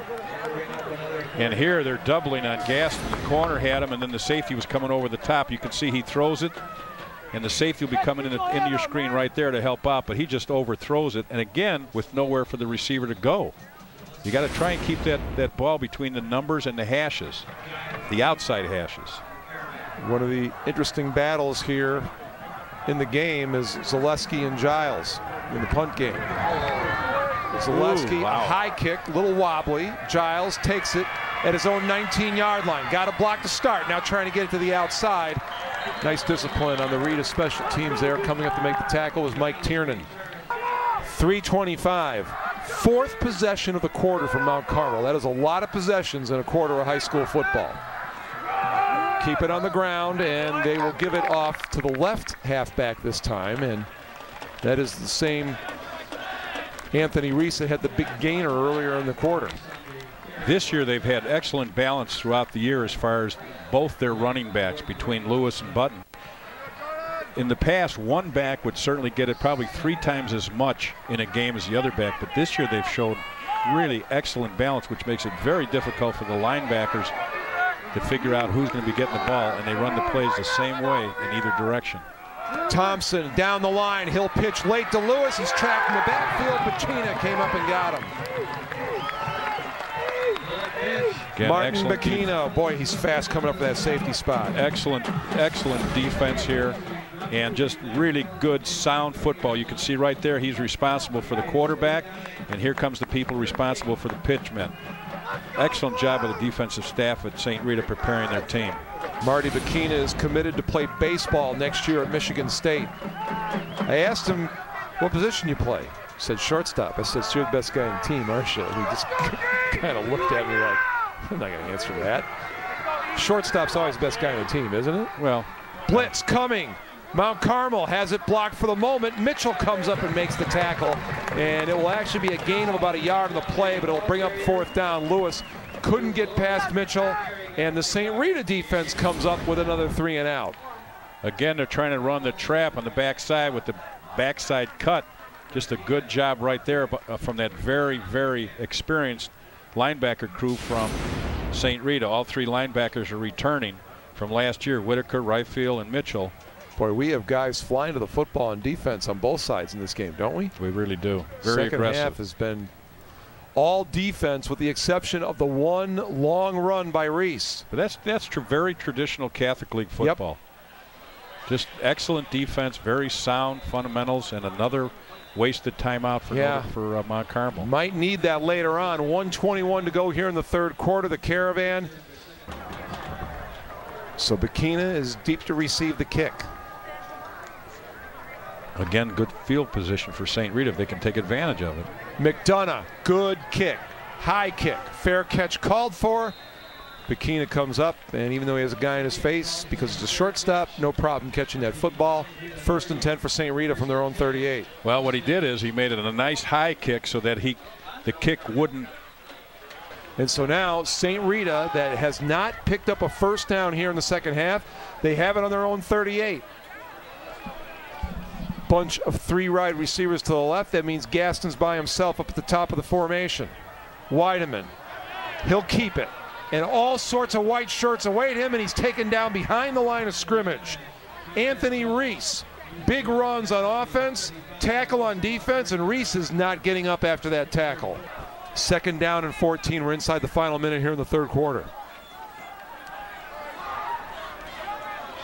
Remember, Reese is not only a starter on defense, he's also been their best running back tonight. Weideman back to throw, crossing route behind Allen. He couldn't hang on, and it's going to be 3rd down and 14. And the St. Rita offense has just not able to get anything going here in the 2nd half. Not at all, and he had a lot of running room. Just ran just a crossing route underneath the linebackers, just past the line of scrimmage, but the ball was thrown much too hard and behind him. But had it been thrown well, he had an awful lot of running room and probably would have easily picked up the 1st down. So one of the things to watch for, if Mount Carmel can make a stop here, is who are they going to send out a running back to replace Reese? Be surprised if he gets out there for a play if Mount Carmel gets it back right away here. Weideman, play fake, trying to find somebody open. He has absolutely nobody. Fires it down the sideline. Wow. Somehow, there with Bobo. He breaks a tackle. He's down the sideline, and he's taken down inside the Mount Carmel 20-yard line. Weideman put it in there, and then Bobo just took off down the sideline. What a great effort by Weideman, keeping the play alive with his feet and then throwing an absolute tightrope rocket right on the sideline and then break away for the big 1st down. Just an outstanding high school football play right here. He gets pressure, breaks out, keeps the play alive with his feet, and just drills the ball right on the sideline. And right there, you'd think he's out of bounds, but he breaks loose. Nice throw and nice catch. The coverage by Matthew Robinson was actually pretty good on that play, but the ball got in there, and that will be the end of the 3rd quarter of play. So for both teams, not a lot of offense here in the 2nd half so far, but they each get a big play. Mount Carmel was able to cash in theirs. When we come back in the 4th, we'll see what Rita can do with the big play by Bobo. Tied at 14 going to the 4th quarter. We're tied at 14 right now. St. Rita 1st and 10 on the Mount Carmel 17 after the big reception by Bobo. Mount Carmel moving all over the place. The snap. Weideman throws back of the end zone, and it is knocked away. Nice defensive play at the back of the end zone by Marquise Peggs. Well, Peggs is one of the better defensive backs for Mount Carmel, but that ball was not well conceived. He kind of threw that into double coverage, and St. Rita is a little ill-conceived, I think, going right away. They were running the ball fairly well. Right now, that's a shortened field and makes it easier for Mount Carmel to defend against the pass. 3 receivers left on 2nd down and 10. And they're mismatched up there. They got a problem defensively at the top of the screen. There's got a bunch formation and only 3 receivers and 2 defenders. That linebacker's not going to get there fast enough. That outside linebacker. Let's see what they do. They'll put it on the ground. Lee, he takes it to the right, and he'll get about the 15-yard line. A flag comes in after Lee had turned the corner. So strange. And it's going to be holding on St. Rita. White captain. Now this might be one of those situations where the coaches up in the stands in the press box will call down and say, holding, offense, number 60, 10-yard penalty, 2nd down. They were a little confused on that bunch formation. We might want to come back to it.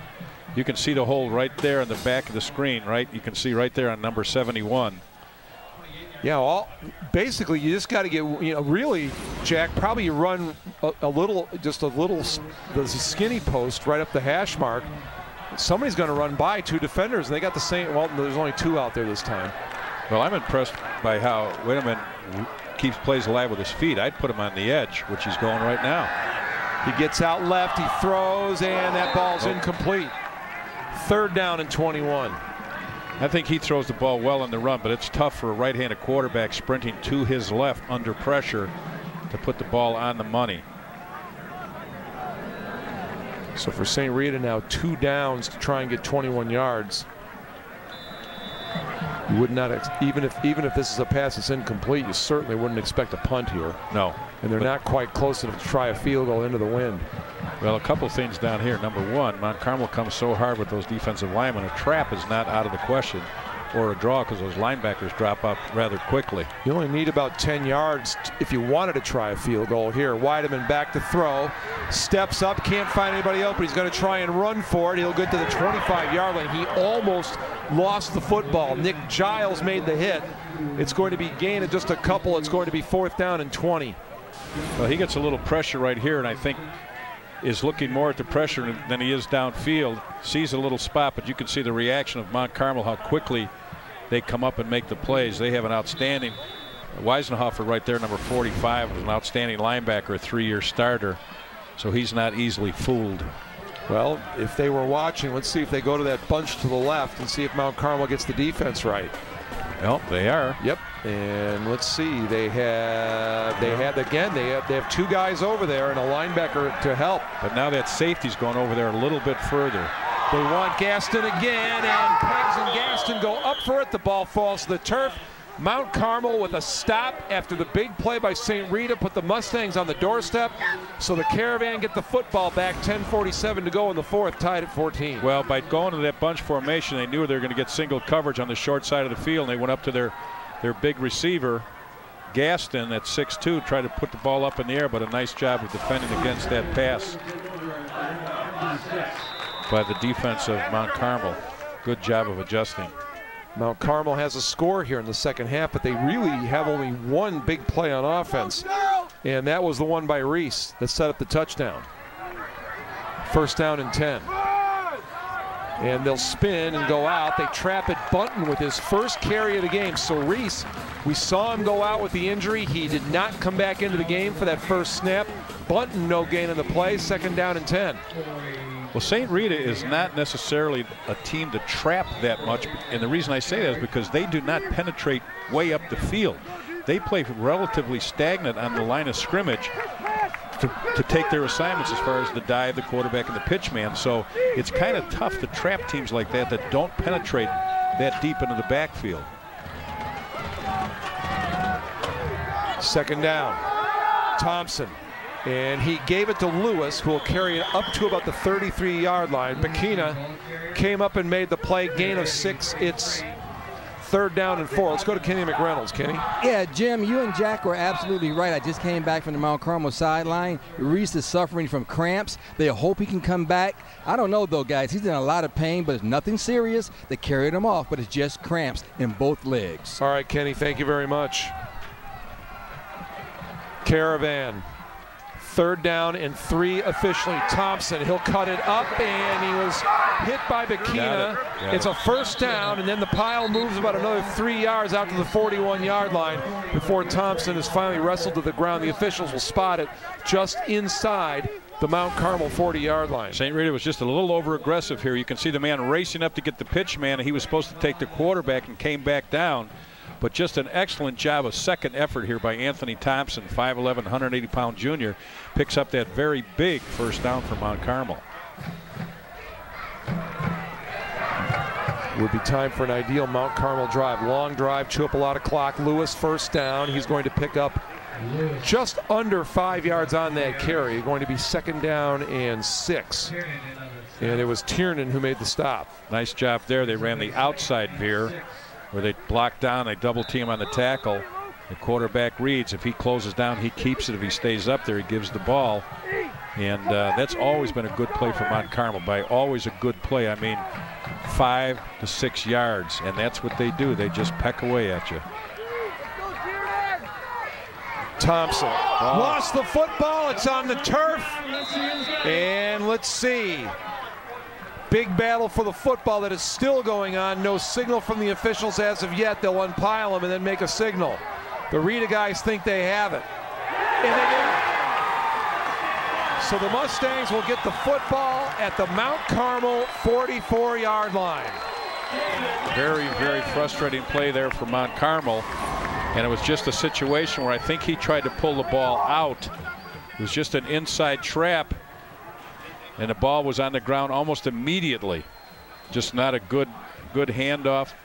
Let's see where it is. Right there. Kind of high up on the chest. The ball goes on the ground. A lot of bodies flying all over, and St. Rita comes up with it. Good field position. Christian Campbell was closest to it. Not sure if he got it. But in any event, St. Rita in Mount Carmel territory. 2nd turnover by the Caravan in this 2nd half. Weideman looked like a busted play, like they might have missed the handoff. He fires it downfield, incomplete. I think Lee went the wrong way. It was supposed to be a play fake to Lee, and I think he went the wrong way. But a nice job of recovering right there and trying to get the ball down the field under pressure.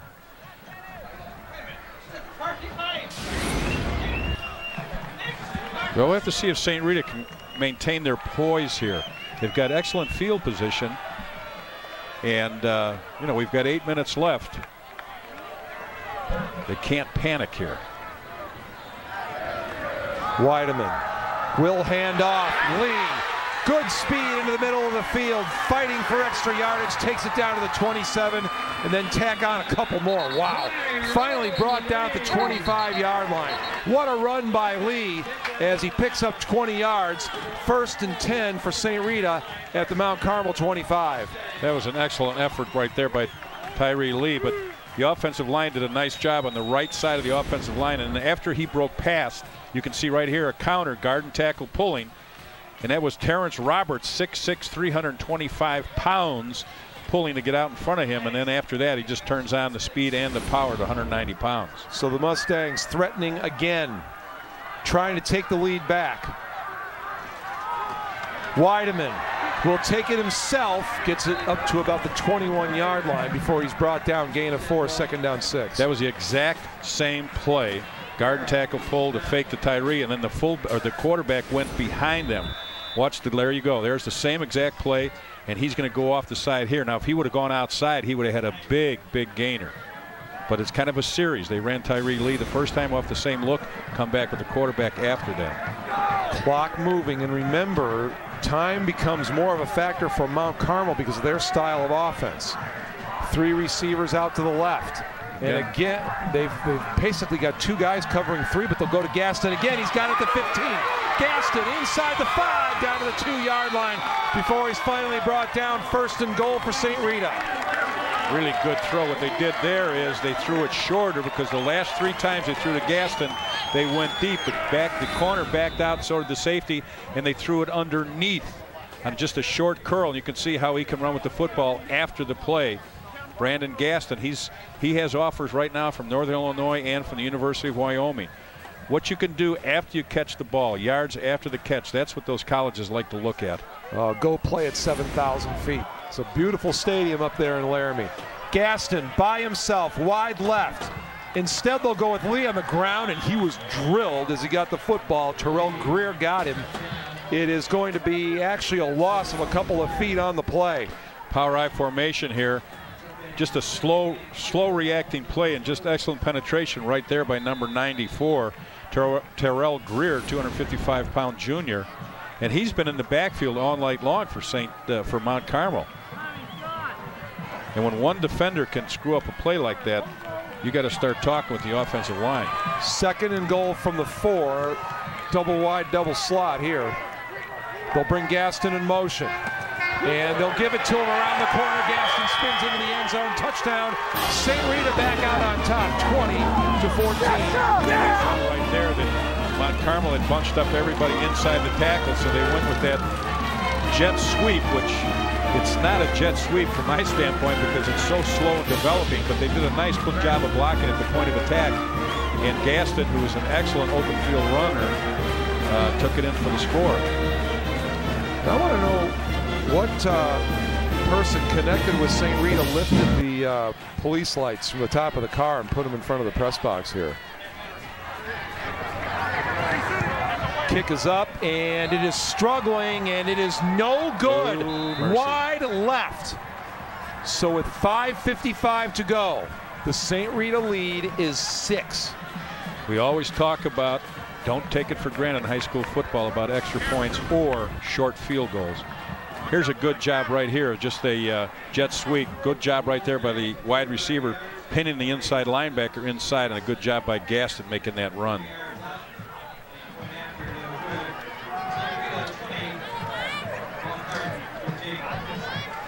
Good job right there getting in the end zone. So Gaston with a touchdown run and a touchdown pass in this game so far. And an outstanding catch along the sideline on a big 3rd down play.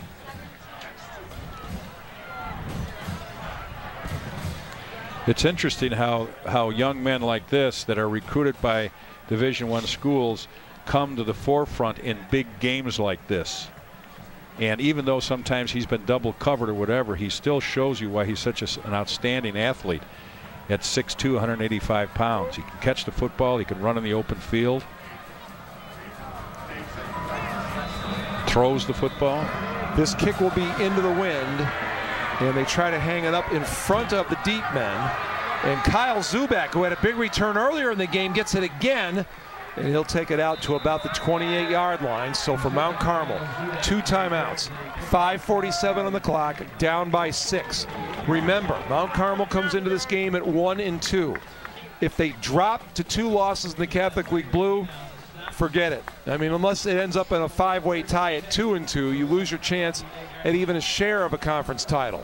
And excuse me, Jim, and as a reminder, we talked about it was 23 years ago when Mount Carmel was last 1-2, but then they rattled off 12 straight wins and won the state championship in 1991. Can they do it now? We'll find out possibly in this drive.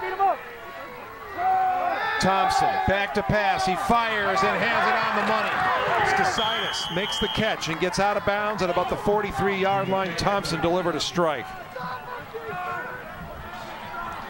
Thompson, if given time, is a good, accurate passer. And Reese is back into the game for Mount Carmel at running back. This is just an excellent route right here, but what he does, he gets time, sets his feet, delivers the ball, good timing route on the outside route, picks up the 1st down, gets a couple extra yards after the catch. But the big thing it does is it gives Mount Carmel good field position to keep the drive going. At the 49-yard line, or at the 44 of Mount Carmel. Pitched deep. Reese trying to get around the corner. Mitchell is there and just grabs onto him and throws him to the turf. It's going to be a loss of about 5 on the play. What a play by Matt Mitchell. And Matt Mitchell is a 3-year starter, and that when you're a 3-year starter at St. Rita, you're a pretty good football player. You can see him running them down from the outside linebacker spot, and that was his assignment. He shows excellent speed right there for a 6'2", 225-pound linebacker. That is not the way you tackle people unless you're really, really strong. That was a nice play by Mitchell. And a big defensive play for St. Rita. Under 5 minutes to go now. 2nd down and 13. Thompson back to throw. He fires, has a man, it's complete. It's another first down for Mount Carmel. This time he finds his tight end, Demetrius Lewis. And after being frustrated in the game against Providence last week when he dropped a touchdown pass, Lewis comes up with a huge catch. That was just a good play by Thompson with the fake and then finding Lewis right in the seam. Just a little fake right there, but he delivers the football while he's between the safety and the corner. Excellent delivery. Big first down right there for Mount Carmel, because they're not usually a team that can come back from third and long, but they picked it up there. Now they have excellent field position. And they are on the move at the St. Rita 35-yard line. First down and 10. They'll put it on the ground. This is A.J. Lewis carrying the football down to the 31-yard line. Gain of 4. Second down and 6 for 22 and moving. And if you're Mount Carmel, you look at this and you say, we have 3 downs to pick up 6 or 7 to get another first down. And that's the way they look at it. And they're just looking up at that clock, and they control the clock. That's been their operation for 31 years. Control the clock, control the football, and play good defense. Thompson back to throw, has nobody, trying to get outside. He fires and has it complete. That's out at the 20-yard line. Nice job of grabbing onto the football and getting his feet down by Stasatis. We talked about what the game means for Mount Carmel. For St. Rita, they go to 1-0 in the Catholic League Blue if they can pick up a win, which would tie them with Brother Rice and with Providence. Just a good job here of an excellent athlete keeping the ball alive with his feet and the play alive, and just a good job of delivering the football on the run. And he's much more comfortable, obviously, sprinting to his left as a left-handed passer. Clock stops, so they move the chains. 3:55 to go. First down and 10 for Mount Carmel from the St. Rita 20-yard line. It'll be Lewis. And he popped through the initial surge, takes it down to the 16-yard line, gain of 4 on the play, second down and 6. Well, it seems as if that Mount Carmel offensive line is picking up their second win right now. I mean, they're 272 pounds across that front 5. During the left tackle at 278, White, the left guard, 290, the center Van Arkel 250, the right guard McKay 250, and the right tackle Hickman 290. That's a big high school offensive line, and they run well behind it. Thompson gives to Lewis again, got 3 yards right off the hop, and then the Rita defense comes up and makes the stop. The ball down to the 13-yard line, so it's going to be third down and about 3. And again, it frees up Mount Carmel. They know that a field goal doesn't help them at all. They have 2 downs to pick up the yardage. And one thing I want you to keep in mind too is Mount Carmel has been anything other than automatic on extra points this year. Boy, is that the truth. Here we go, third down and 3. Thompson on the reverse. And that'll be down to the 5-yard line. It'll be another first down for Mount Carmel. They tried to cross him up. They gave the ball to Avery Saffold. And that's the exact play they did last week against Providence for the score. They gave it to Saffold on the little jet sweep coming back, and he's got the speed and quickness for Mount Carmel. You can see right here just a little jet sweep reverse and just the quickness that he has coming out of that backfield. He's also a threat to catch the football. 2:24 to go. Ball on the 6-yard line. Thompson hands off. It's Lewis, and he gets stood up right at the line of scrimmage and then fell forward for a couple of yards. And St. Rita now, they are going to start burning timeouts to try and preserve some time on the clock in case they have to try and go down and get a field goal. And for St. Rita, Brandon Gaston, he's done a little bit of everything. He's run it, he's caught it, and he's thrown it. He's thrown for a touchdown tonight. He's also run for a touchdown. And so Brandon Gaston is our player of the game for St. Rita. The players of the game are brought to you by the Universal Circus week. And Mount Carmel still has a game coming up with Brother Rice. Here we go. Ball on the 7-yard line. Thompson hands off as Lewis. He tries to jump over the pile, takes it to the 5-yard line, and we'll get another timeout. 2:05 to go. Third down and goal from the 5. 2:05 remaining. St. Rita has one more timeout left. Saffold will go to the right.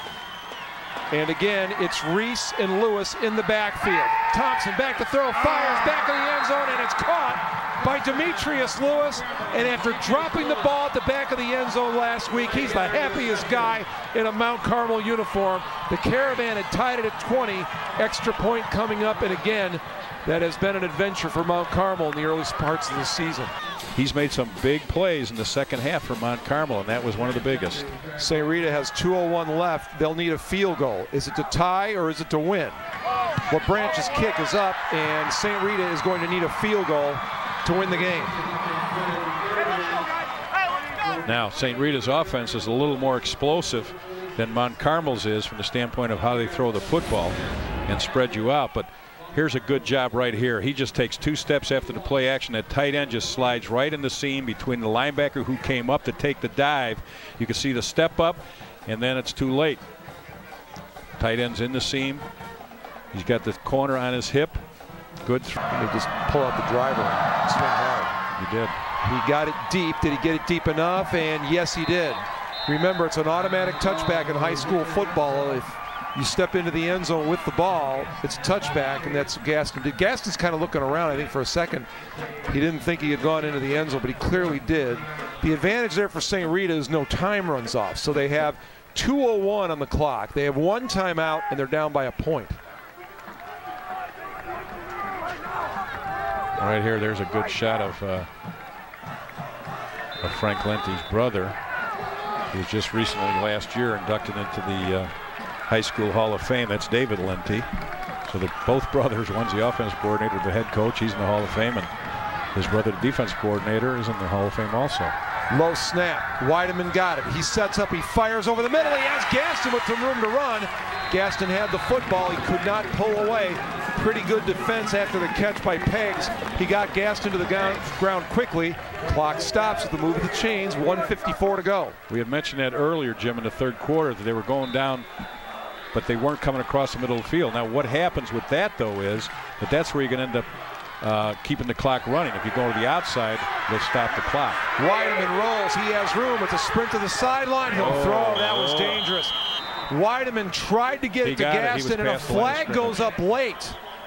Yep, he was past the line of scrimmage when he threw it. Yeah, he looked like he had enough time to get to the sideline and get out of bounds and stop the clock. Threw it behind Gaston, so St. Rita lucky they stole the football right now. Remember, too, that if he's beyond the line of scrimmage and that's the call, it's loss of down, too. And that's what it's going to be. It's an illegal forward pass, so it's the yardage and the down. This is a severe penalty.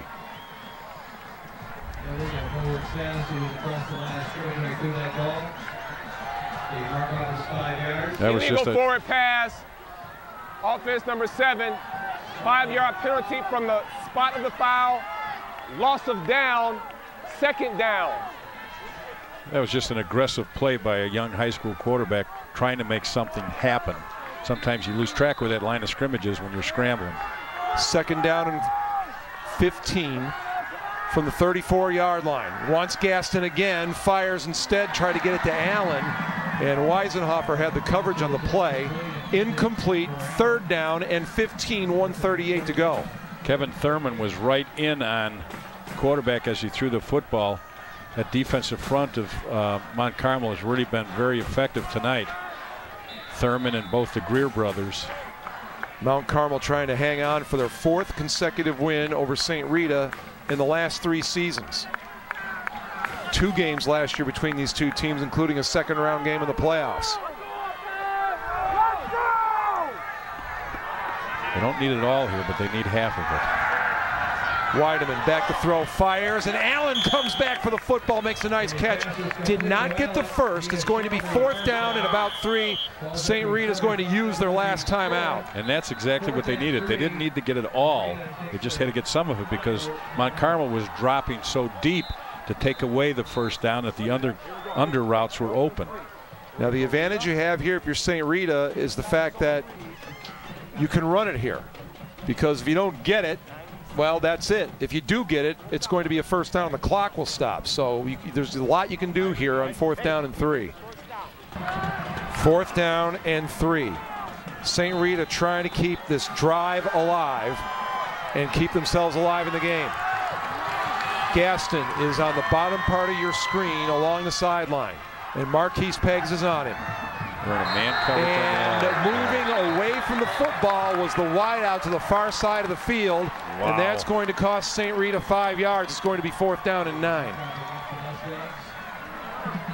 False start, offense, number 1, 5-yard penalty, still 4th down. And the rule out there is he's not listening for the count. He doesn't have to hear anything. All he's got to do is look into the football. That was just a real big mental mistake right there. Yeah. Very fundamentally big mistake. And he was run blocking. Boy, that changes the whole dynamic now.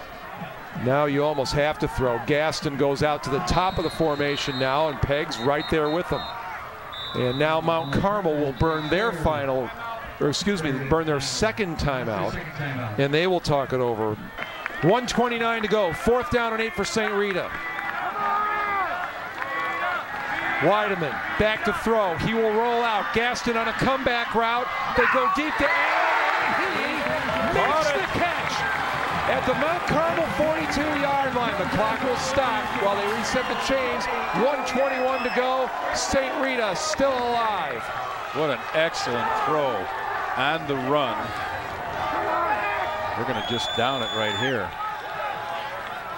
And Weideman will spike it into the ground. It'll be 2nd down and 10 with 1:19 left. Just an excellent job here keeping the play alive with his feet, scrambling out, getting his shoulders turned up the field. And that's key mechanically for a quarterback, and just throws the ball right where only the receiver could get it. But just an excellent catch right there. Canusto was all over him, and Allen still made the catch. He sure did, and hold on to it after that big hit for that big 1st down. St. Rita trying to remain undefeated. Probably about 20 more yards to have a reasonable chance at a field goal. Remember, it would come into the wind. They only need a field goal. Weideman, deep drop, puts it up for grabs. Gaston, can he get there? He caught it. He did. He got to the 20-yard line. Wow. That is something we've seen a lot this year in high school football. Up for grabs, the offensive guy gets it. The clock stops. 1:13 to go. They'll reset the change. Weideman should spike it again.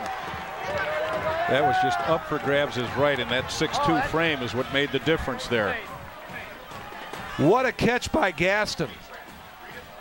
Brandon Marshall was here earlier tonight. He would have been proud of that catch. The ball is just thrown up for grabs. You can see he throws off his back foot as he's getting pressure, and there's 3 defenders closing on him, and his 6'2" frame was the difference of picking that off.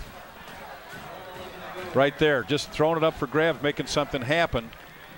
St. Rita now close enough to try a field goal, but nothing is guaranteed in high school football. One man uncovered top of the formation, and it ends up being Reese that comes over. Weideman, he'll hand it off. This is Lee. No gain on the play, no timeouts. 1:05 to go, 3rd down and 10. They've really kind of kept Tyree Lee under wraps tonight. Mount Carmel's done a nice job of scouting and stopping his very effective 200-yard gain. Under a minute to go, flag comes down, and this is big if it's on St. Rita because it's already a long field goal for a high school kicker. Dead ball, false start, offense, number 60, 5-yard penalty, 3rd down. St. Rita needs about 10 yards to make it a comfortable field goal attempt. But again, in high school football, there's nothing comfortable about it. You've got a long snap, you've got a holder, and you got a kicker who's then got to make the kick. You got a lot of stuff that's got to go perfectly. And it's only a game-winning field goal against your arch rival. And you haven't been in the game for how long, so you're cold. Weideman cannot take a sack. Puts it up. He wants Gaston. He's double covered. Gaston got bumped. Pass interference in the end zone. Wow. 31 seconds left. Now that ball actually was over and out of the end zone, so that's kind of an interesting call. Again, he's just saying, okay, Gaston, you're going to go up and get it. He just throws it up for grabs right here. Again, off his back foot, but the ball is overthrown, and he's backpedaling almost out of play right here. And you can see the defender right there. They're going to call face guarding because the defender never looked back for the football. Now remember, it was 3rd down and 15. Pass interference, defense, half the distance to the goal line, automatic first down. So it couldn't have worked out better for St. Rita. They are now within reasonable range of a field goal. They have another first down. They have 31 seconds left. And again, the defender never turned back to look for the football. Now, they were squeezing him out of bounds. All he had to do was turn and look, and that would have been a good play. But you can't face guard. Where will Gaston line up? He'll line up along the near sideline. Peggs is on him. Maybe some safety help? No, because they've got 2 receivers on the other side. They're still having that same mix-up with the top 2 receivers. Well, St. Rita has not shown a willingness to go anywhere but to Gaston, though. And Mount Carmel essentially has Gaston triple covered if they want to on this side. Well, they've got a new receiver at the top of the screen up there. And there is a problem with the sideline. Now, it says 3rd down. Okay, it is 3rd down. I was surprised. I didn't think that the pass interference in high school is an automatic first, and it's not. So it's 3rd down and 2. And they really can't run the football because if they don't make it, they're not going to have enough time to get out there and try a field goal. Well, they got 2 fresh receivers at the top of the screen, and that's where they're going. Weideman wants Gaston, and it goes through his hands, incomplete. It's 4th down. How much does Todd Kuska trust his kicker? Apparently a lot, because he's going to try for the field goal to win the game. And it looked like Gaston just jumped a little too soon for that football. And again, you know, they're double covering him, but he got the inside position. This ball could have been caught. He just looked like he jumped a little too soon. Bailey Marth will come on, and he will attempt the field goal. The marker is down at the 19-yard line, 29-yard attempt. Bikina will have the hold, and Mount Carmel, as you would expect them to do, they will call timeout. Little bit of wind right into the face. It is certainly not automatic. Pat Larkin, a sophomore, is the long snapper. Marty Bikina, one of the most experienced St. Rita Mustangs, is the holder. And Bailey Marth is going to attempt to give his team the lead with under 30 seconds to go. Into the wind. It's down. It's up. It's plenty high enough, and it is good. St. Rita leads 23-21. 23 seconds left. Wow. But remember, Marth is going to have to kick off into the wind as well. Well, just a good fundamentals right here. Good snap, a good hold, and just a good kick. I mean, this wasn't even close. He got that ball up. He didn't mess around, no, Jack. He kicked that thing straight up into the air. He was not trying for any distance at all. And that was a nice job by Bailey Marth. And a nice effort by St. Rita getting the football down the field, keeping the ball alive, keeping it in play. A couple penalties here and there helped, and obviously the pass interference calls were big calls. But this is all we expected it to be in the 93rd meeting of these 2 schools. We talked about Demetrius Lewis redeeming himself after a drop touchdown last week. How about Bailey Marth? He missed the extra point that allowed Mount Carmel to go and grab the lead, and then he redeems himself by making a field goal. It's a 2-point lead with 23 seconds left. Kyle Zuback is deep to receive, so Mount Carmel has put their deep guys in an up position. And since the start of the 4th quarter, both sides of the field, people have been on their feet the entire 4th quarter. And it will be Lewis taking the ball at his own 16-yard line. He'll get out to the 30. He's brought down. 18 seconds left. Mount Carmel has no timeouts. Is it possible? Yes. Is it probable? No. You've probably got to get 40 yards here to have a chance at trying a field goal. Good news is anything over 10 yards is going to stop the clock. But this is a long way to go, and it's going to take a long time to get people in position if you don't get at least 10. And this is something that teams always like the practices, the prevent. Skasitis, linebackers are a little tight here. Is now going to shift. It's Saffold who's out wide to the right. Thompson back to throw, looking, fires down the sideline, and that is going to be knocked away into the hands of Eric Walker. Would have been a tough catch. Incomplete, 11.7 left. Mount Carmel will get another try at it. Well, once the snap of the ball, you'll see those safeties dropping out big time. Gaston into play defense. Well, you want to catch your best athletes out on the field. Well, they've got him back there. They've got Gaston and Bikina deep. Those are their two best football players. And they're already 20 yards off, and they'll drop quickly on the snap another 15 to 20 yards. Thompson looks to his right, he fires, and he got it to Saffold, and he will get out of bounds with, boy, the clock ran a lot after he got out of bounds. And one of the coaches on the Mount Carmel sideline went down hard. So 4.4 remaining.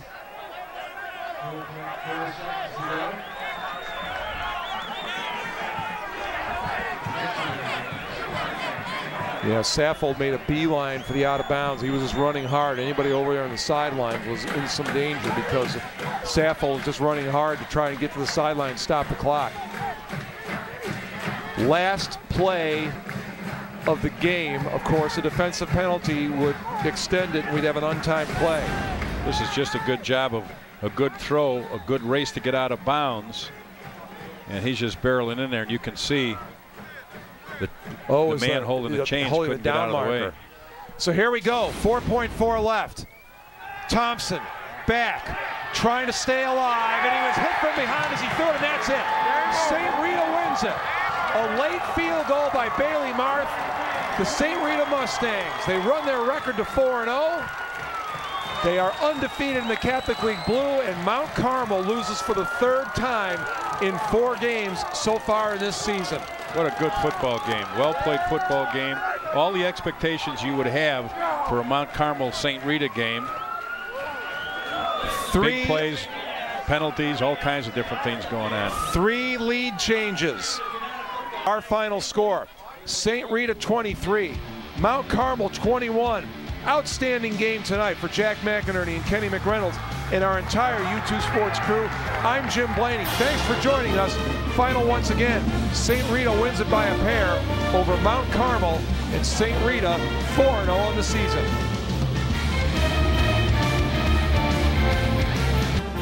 Welcome back, fans, and congratulations to your Mustangs on another great football game. Thanks for joining us, and remember, this week we have a game every single night against our rivals at Mount Carmel. Go Mustangs!